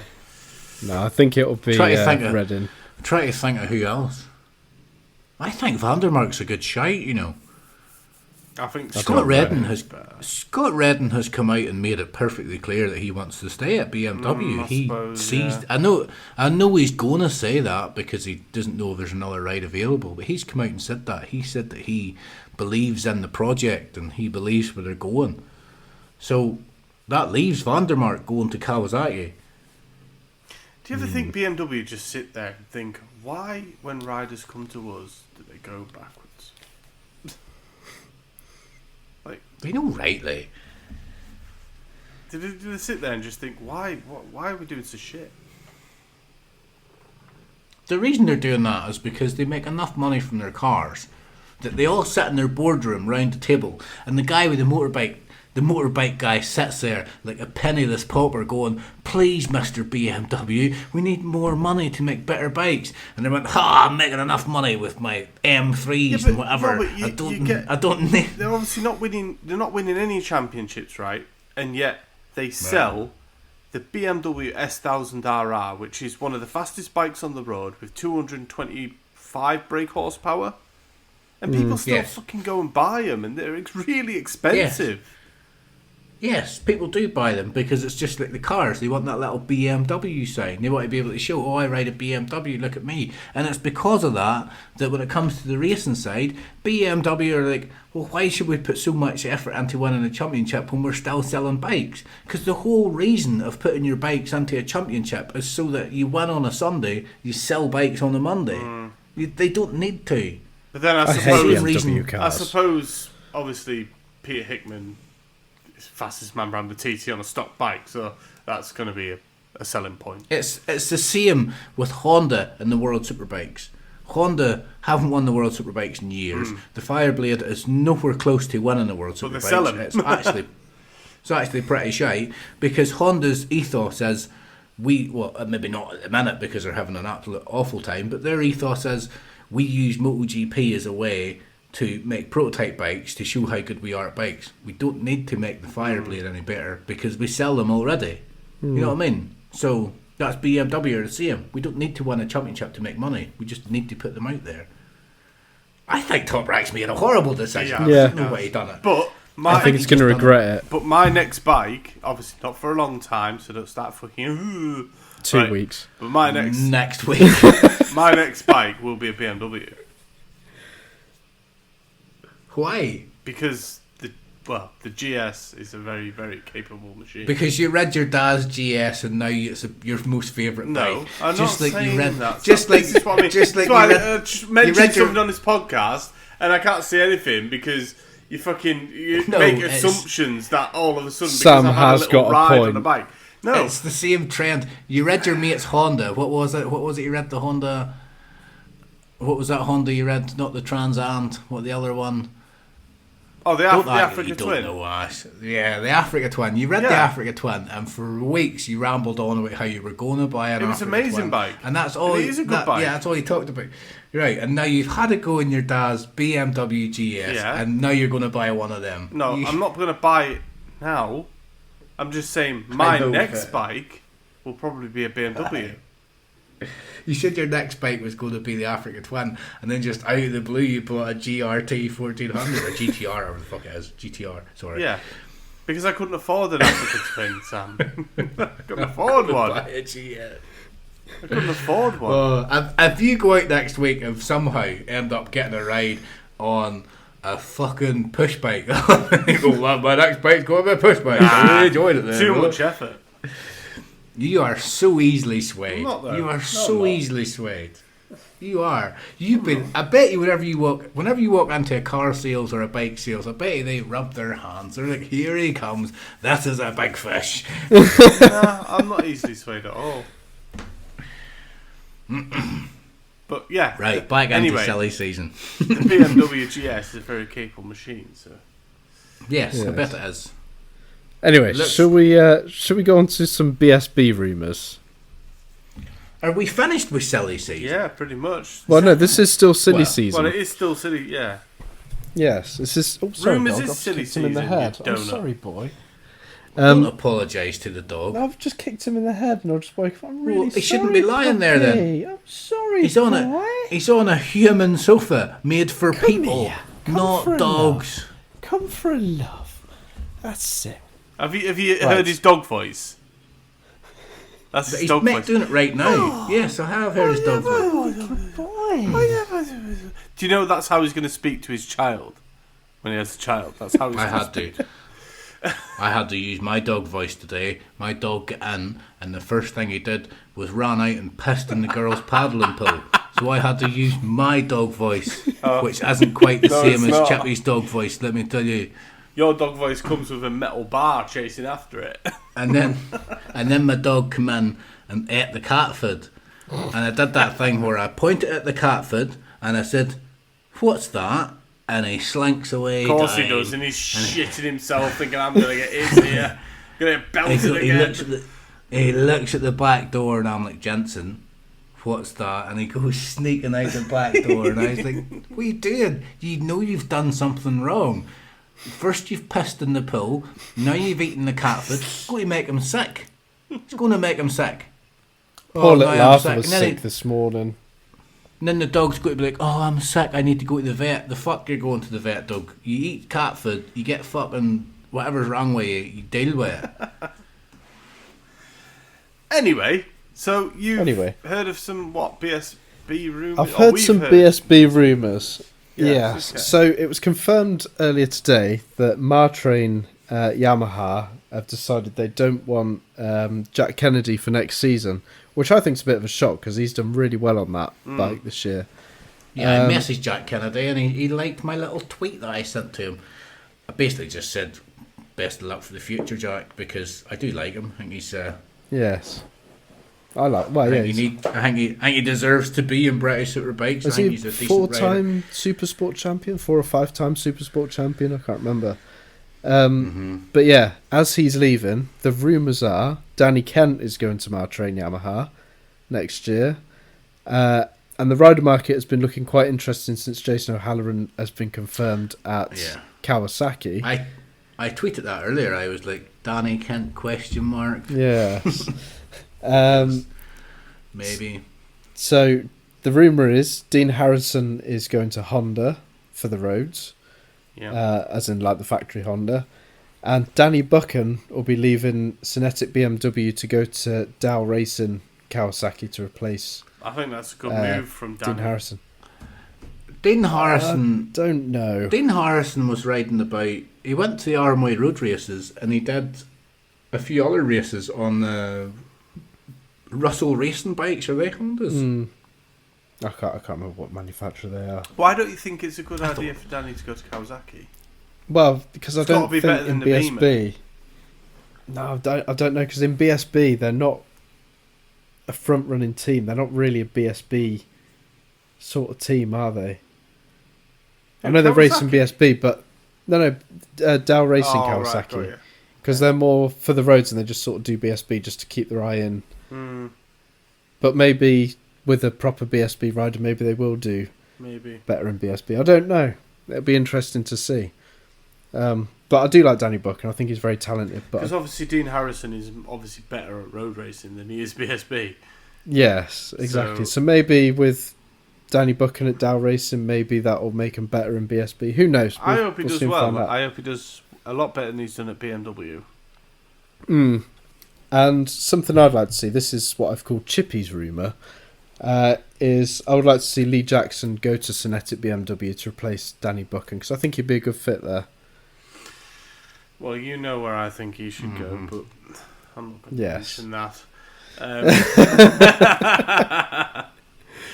Yes. No, I think he should go to Cinetic BMW myself. I have very little opinion of who goes where in British Superbikes. I don't really care. Fair enough. Fair enough. Let you two, Yeah, I'll just let you two ramble on.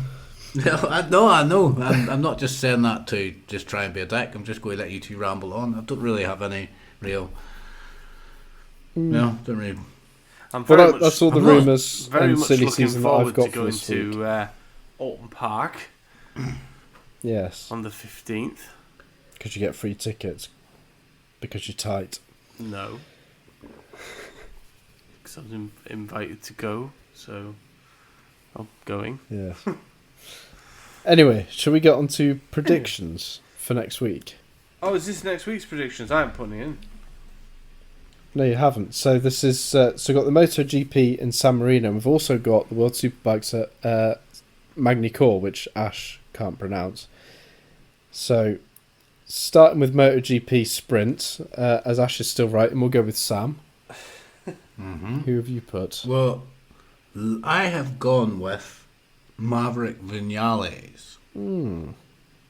Interesting. Now, I have a reason for that. I didn't just pick a name out of the hat. I have a reason. So, basically, last year they didn't have a sprint race, as you'll know last year. They just had the feature race. And last year, Maverick Vinales came third, which proves that A, Maverick Vinales goes well around Magny-Cours, and the Aprilia goes well around Magny-Cours.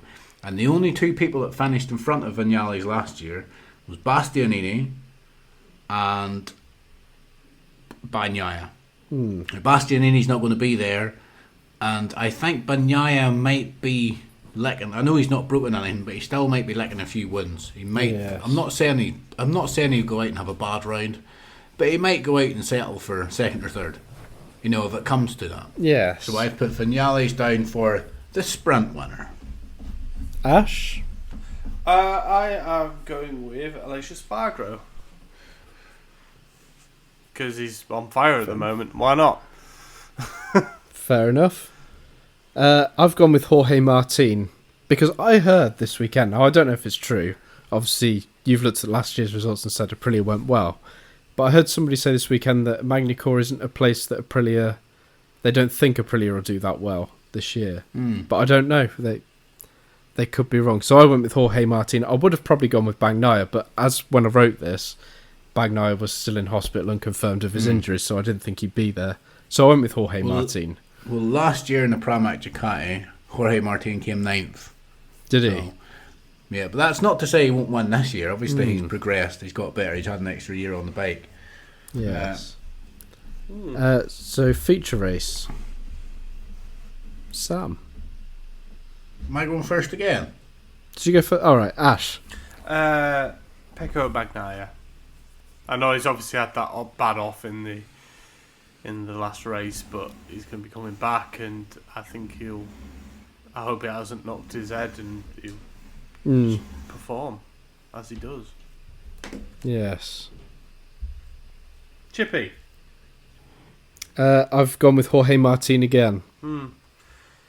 For the same reason I would have gone with Bagnaia, but He is very good. He's Jorge Martin. I do like to watch him. And I have gone with Aleix Espargaro. I hope Zarco wins this weekend now. Well, me too. I do hope Zarco wins. I do. I'd be very happy. I'll always be happy if Zarco wins. But I just want to see a a backflip. I went for Aleix Espargaro because last year he came 6th, so I do think the Aprilias go all right around Magny-Cours. Espargaro, like you said, Ash, he's on fire at the minute. He's doing well. He's just come off the back of a double. So if the Aprilias do go well around there, like I say, I think Vinales will win the sprint, but there's less laps in the sprint, and that's why I said that. But I think if it comes to a main race, I think Espargaro will win. Again, the only people I could see beating him are not going to be there. Yeah. Or maybe not turn up because of injuries, or maybe not feeling the best. Jorge Martin, yeah, there's an opportunity. He could win it. But somebody else would have really picked him, so I have to say something that said Aleix Espargaro. Yes. Right. Moto 2. Chippy, do you want to go first? Well, I've gone with Pedro Acosta because he's not had a good couple of weeks recently, so I think he's gonna put that right this weekend. So Pedro Acosta has got my vote. Ash? I went with sorry. I'll go. I went with Alonso Lopez. I think he won round there last year, so I don't see why he couldn't do it this year. It's a good shout. I've gone with Sam Lowes, but he'll probably get wiped out by Alonso Lopez. Maybe. Yeah, Sam Lowes has had a few not very good week meetings, but it'd be nice to see him up there winning. Moto 3. I'm going to go first on this one. and it is the first time I've picked anybody other than Sasaki. And I have gone. I hope he wins now. I've gone with David Alonso. I think that's a good shout. He's in form. He is, and we all think he's great, and he is great. Yeah. And so this is the first time I haven't gone with Sasaki, because I keep picking Sasaki, and he keeps getting freaking second, getting picked. So I've gone with David Alonso this week. Well, I went with Dennis Onchu. Although, maybe. Gran Turismo! Yes, if he can keep his head together on the last lap, I think Dennis Onchu could do it. I think it right what he did wrong at this weekend. I have went with Holgado because I think basically he's had a few fairly average rounds. I think he'll have a talking to. Somebody will sit him down and say, do you want to win this championship or not, mate? Pull your finger out. He's talented enough, he's good enough. I think he'll maybe pull himself together and realise that he needs to start doing well again. Now, apparently last year, you look at last year's result, they talk about Acosta and Holgado and how Holgado slowly started to fall away. Last year, whenever they came to the second section of flyaways, Acosta didn't do very well in the flyaways. He's not as good with the rounds where he flies away. He's better at the home European rounds than what he is to the flyaways. Right. And last year, Holgado reined in a lot of points in them flyaway rounds. So it'll be good to see what happens in the latter part of the season. But that's whenever I think David Alonso might be like, fuck this. Yeah. Just make him forward and just prove everybody wrong. Imagine David Alonso Yes. wins Moto3 in his first year. Everybody be happy. I think actually it'll be a good show of Holgado's mental strength this weekend. After coming off on the last lap in the last race, good to see how he picks himself up. I really want David Munoz to win a race. I think he's a brilliant rider. He's still only like 16. If he's not 16, then he's not long term 17. He's young. Yes. I think he's class. A lot of good riders coming through. Like, you think in 5 or 6 years from now, you're going to have the likes of Holgado, Onchu, Alonso, Munoz, and MotoGP. Yeah. Or trying to get into MotoGP. And then by that stage, you'll have like Acosta will be the old hand. I can't wait. I don't understand how somebody can get bored of this sport. It's class. It is class. It is good. So good. I love it, brilliant. Because like the likes of David Alonso, you can watch him going through his career, and you can think for the next 10 years, see where he's at in 10 years' time, what he's doing.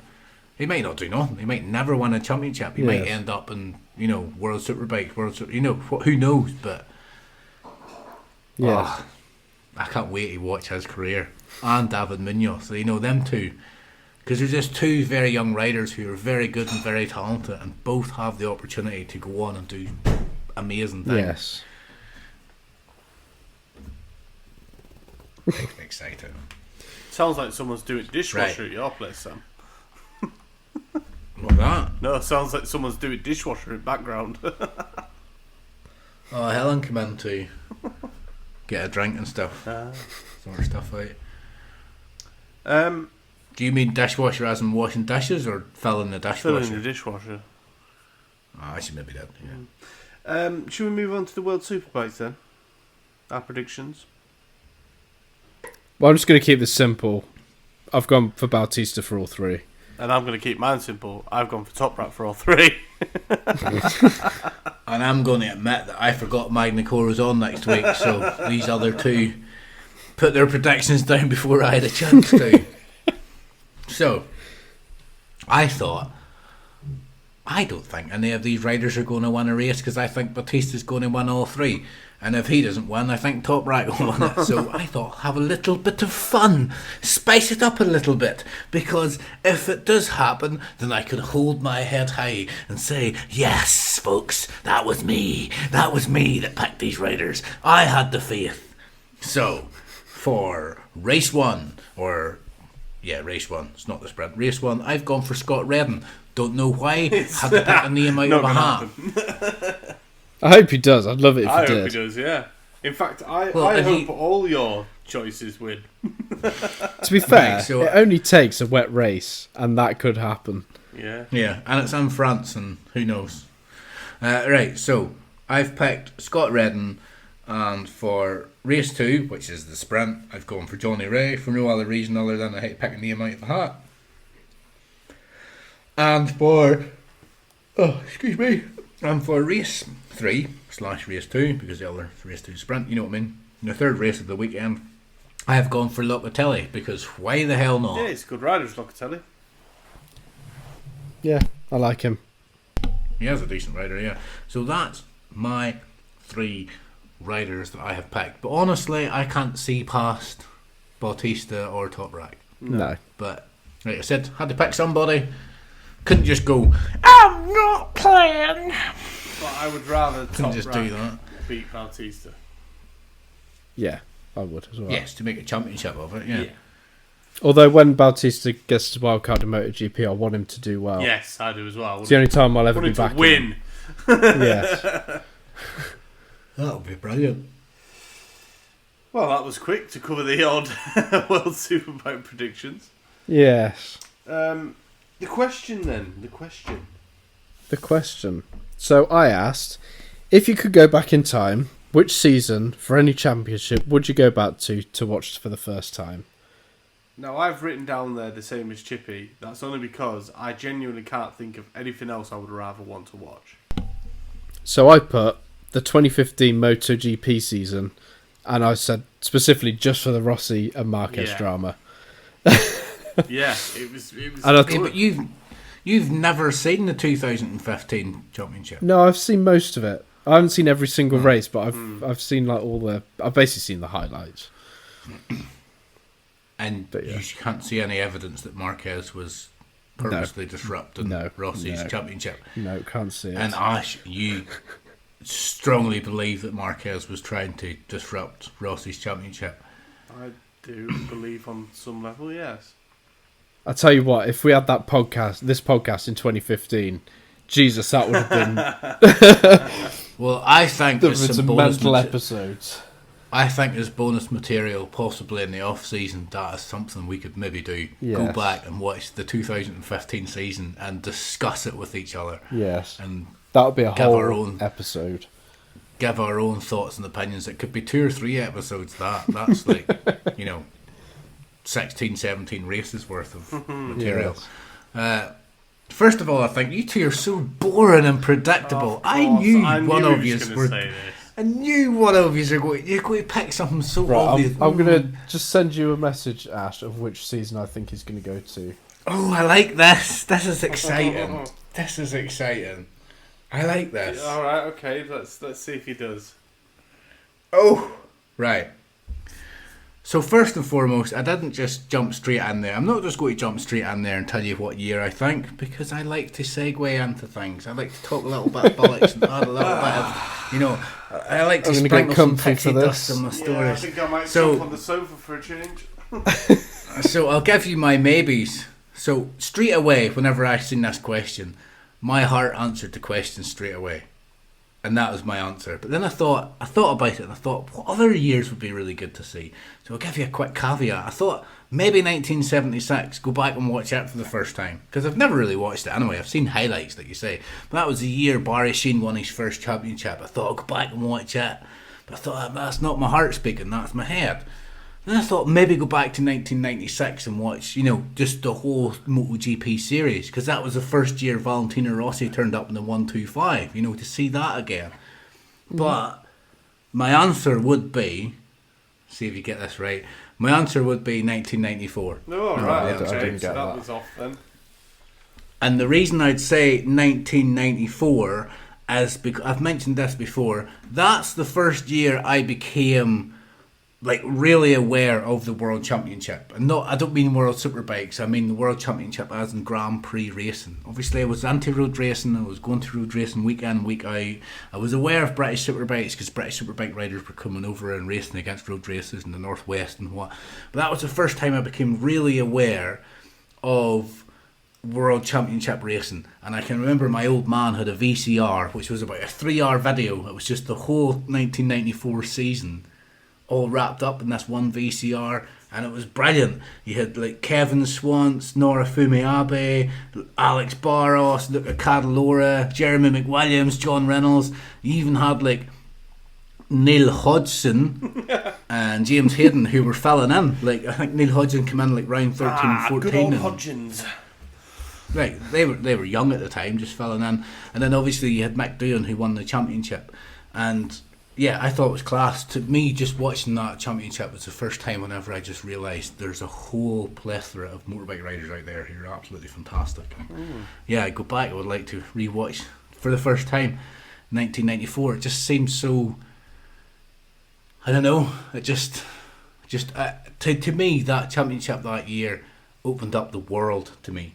That's what that championship did. It went to places where I was like, oh my god, these places exist. Yes.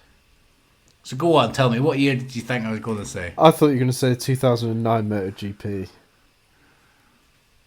Nah, I don't see any reason why I'd want to rewatch it. Fair enough. I wasn't even thinking you could go back to the 90s or that. I thought you were going to go more recent. Yeah. 2009, just watch Ben Spies ruin his career all over again by jumping in a Yamaha.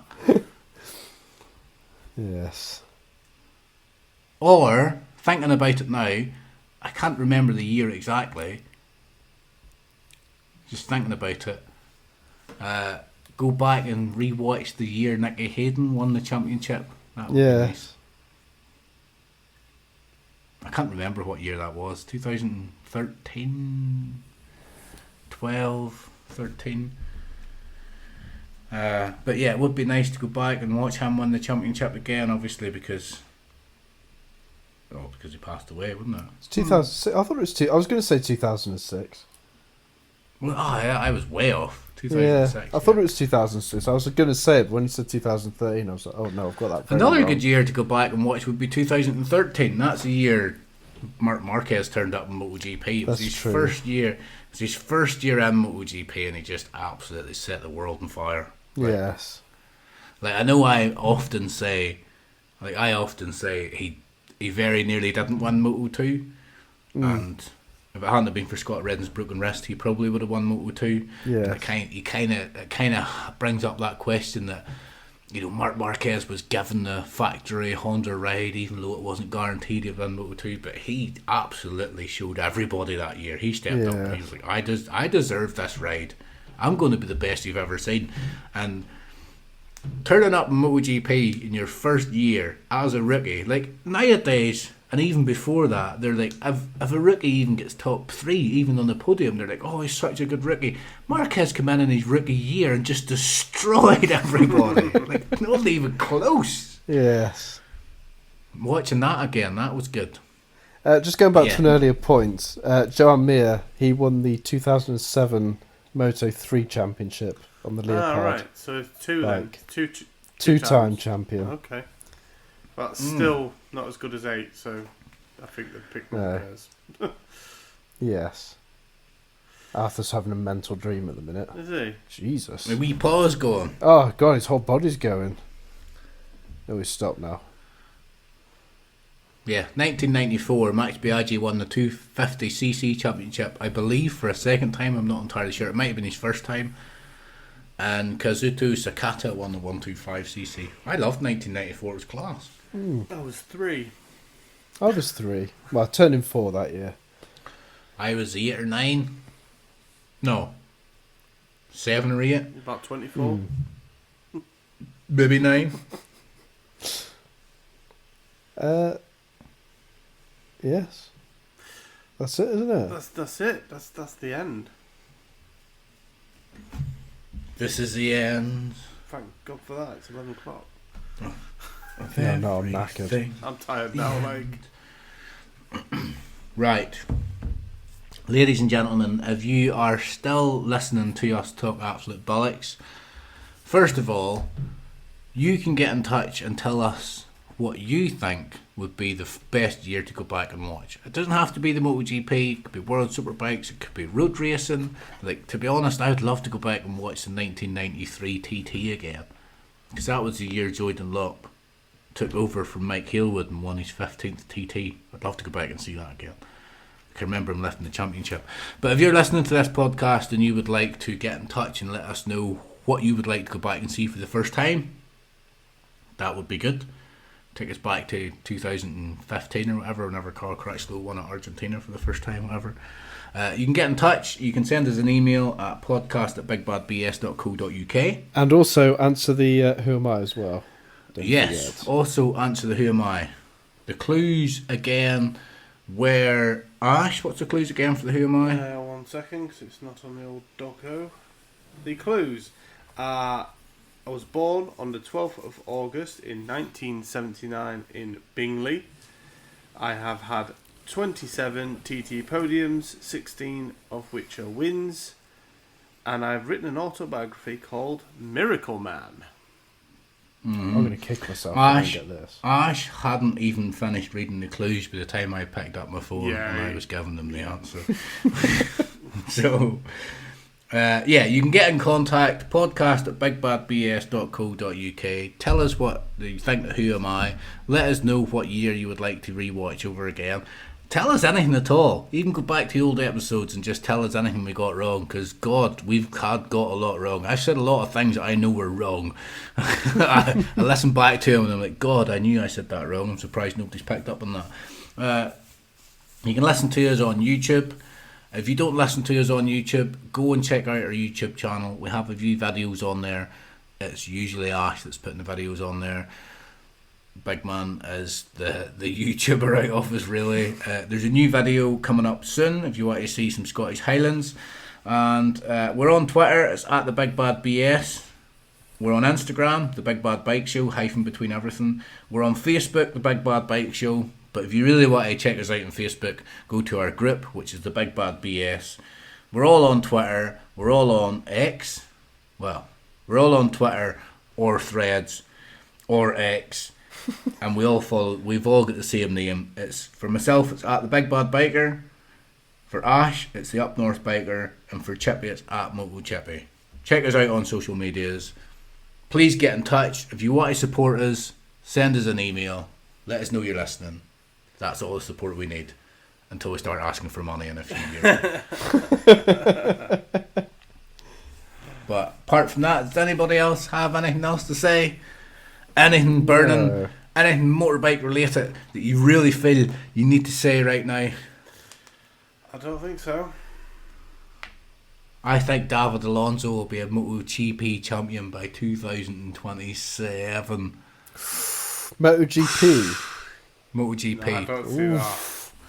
That's a shout. Yeah. Him That's and a shout. Acosta going for the championship. I think 2023 this year, 2024 he wins Moto 3, 2025 goes to Moto 2, 2026 he wins Moto 2, 2027 he goes to MotoGP and does what Marquez done, wins MotoGP.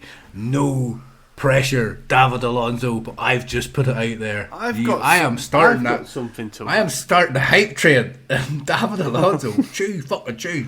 I've got something to ask. Have you got your Mod 2 booked yet? I'm booking it tomorrow. Booking it tomorrow, and when are you doing it? I don't know. Oh, I mean, I thought you had a date that you already knew you were going to book it. Oh, okay. Well, I'm going to ring up tomorrow and I'm going to say when can I book right, my Mod okay. 2. I thought you had a date. Probably towards the end of September. Yeah. Interesting. And have you decided to actually use your brain and sell your bike instead of taking it to bits? No, I really, really want to take my bike to bits. I really want to do Oh, that. it's going to be so funny. So, if you're listening, let me know. I've got an idea.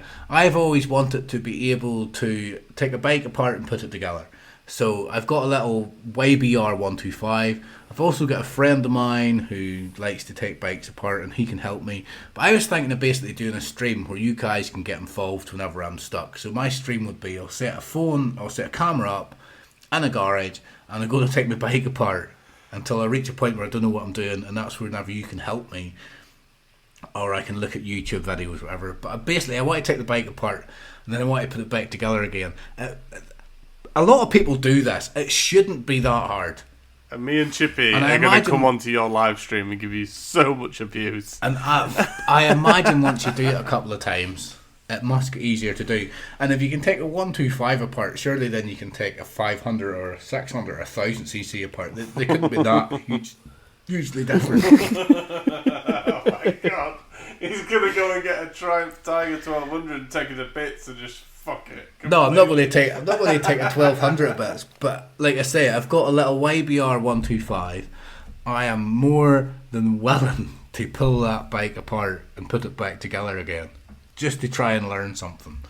And you know what? Of all fails, I have a very good friend of mine who will come in and build it for me. If he would, I know he would, and we could do a YouTube stream on it. And I'm more than happy to do that.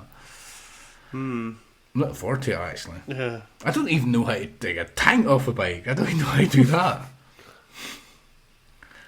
It's only the other day I learned how to take my seat off. Well, I say the other day. My days. A few months ago. I took the seat off because I had to get into my battery for my little fucking, whatever.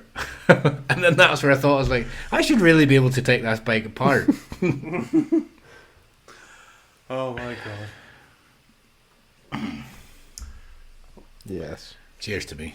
Anyway, well, we're talking shite now. We don't really have anything else to say. So I guess it's time for us to give you our goodbyes. So up north biker Ash Hall. See later. And MotoGP Chris Chippy Ballard. Goodbye. I have been Big Bad Biker Sam Macaulay. Goodbye.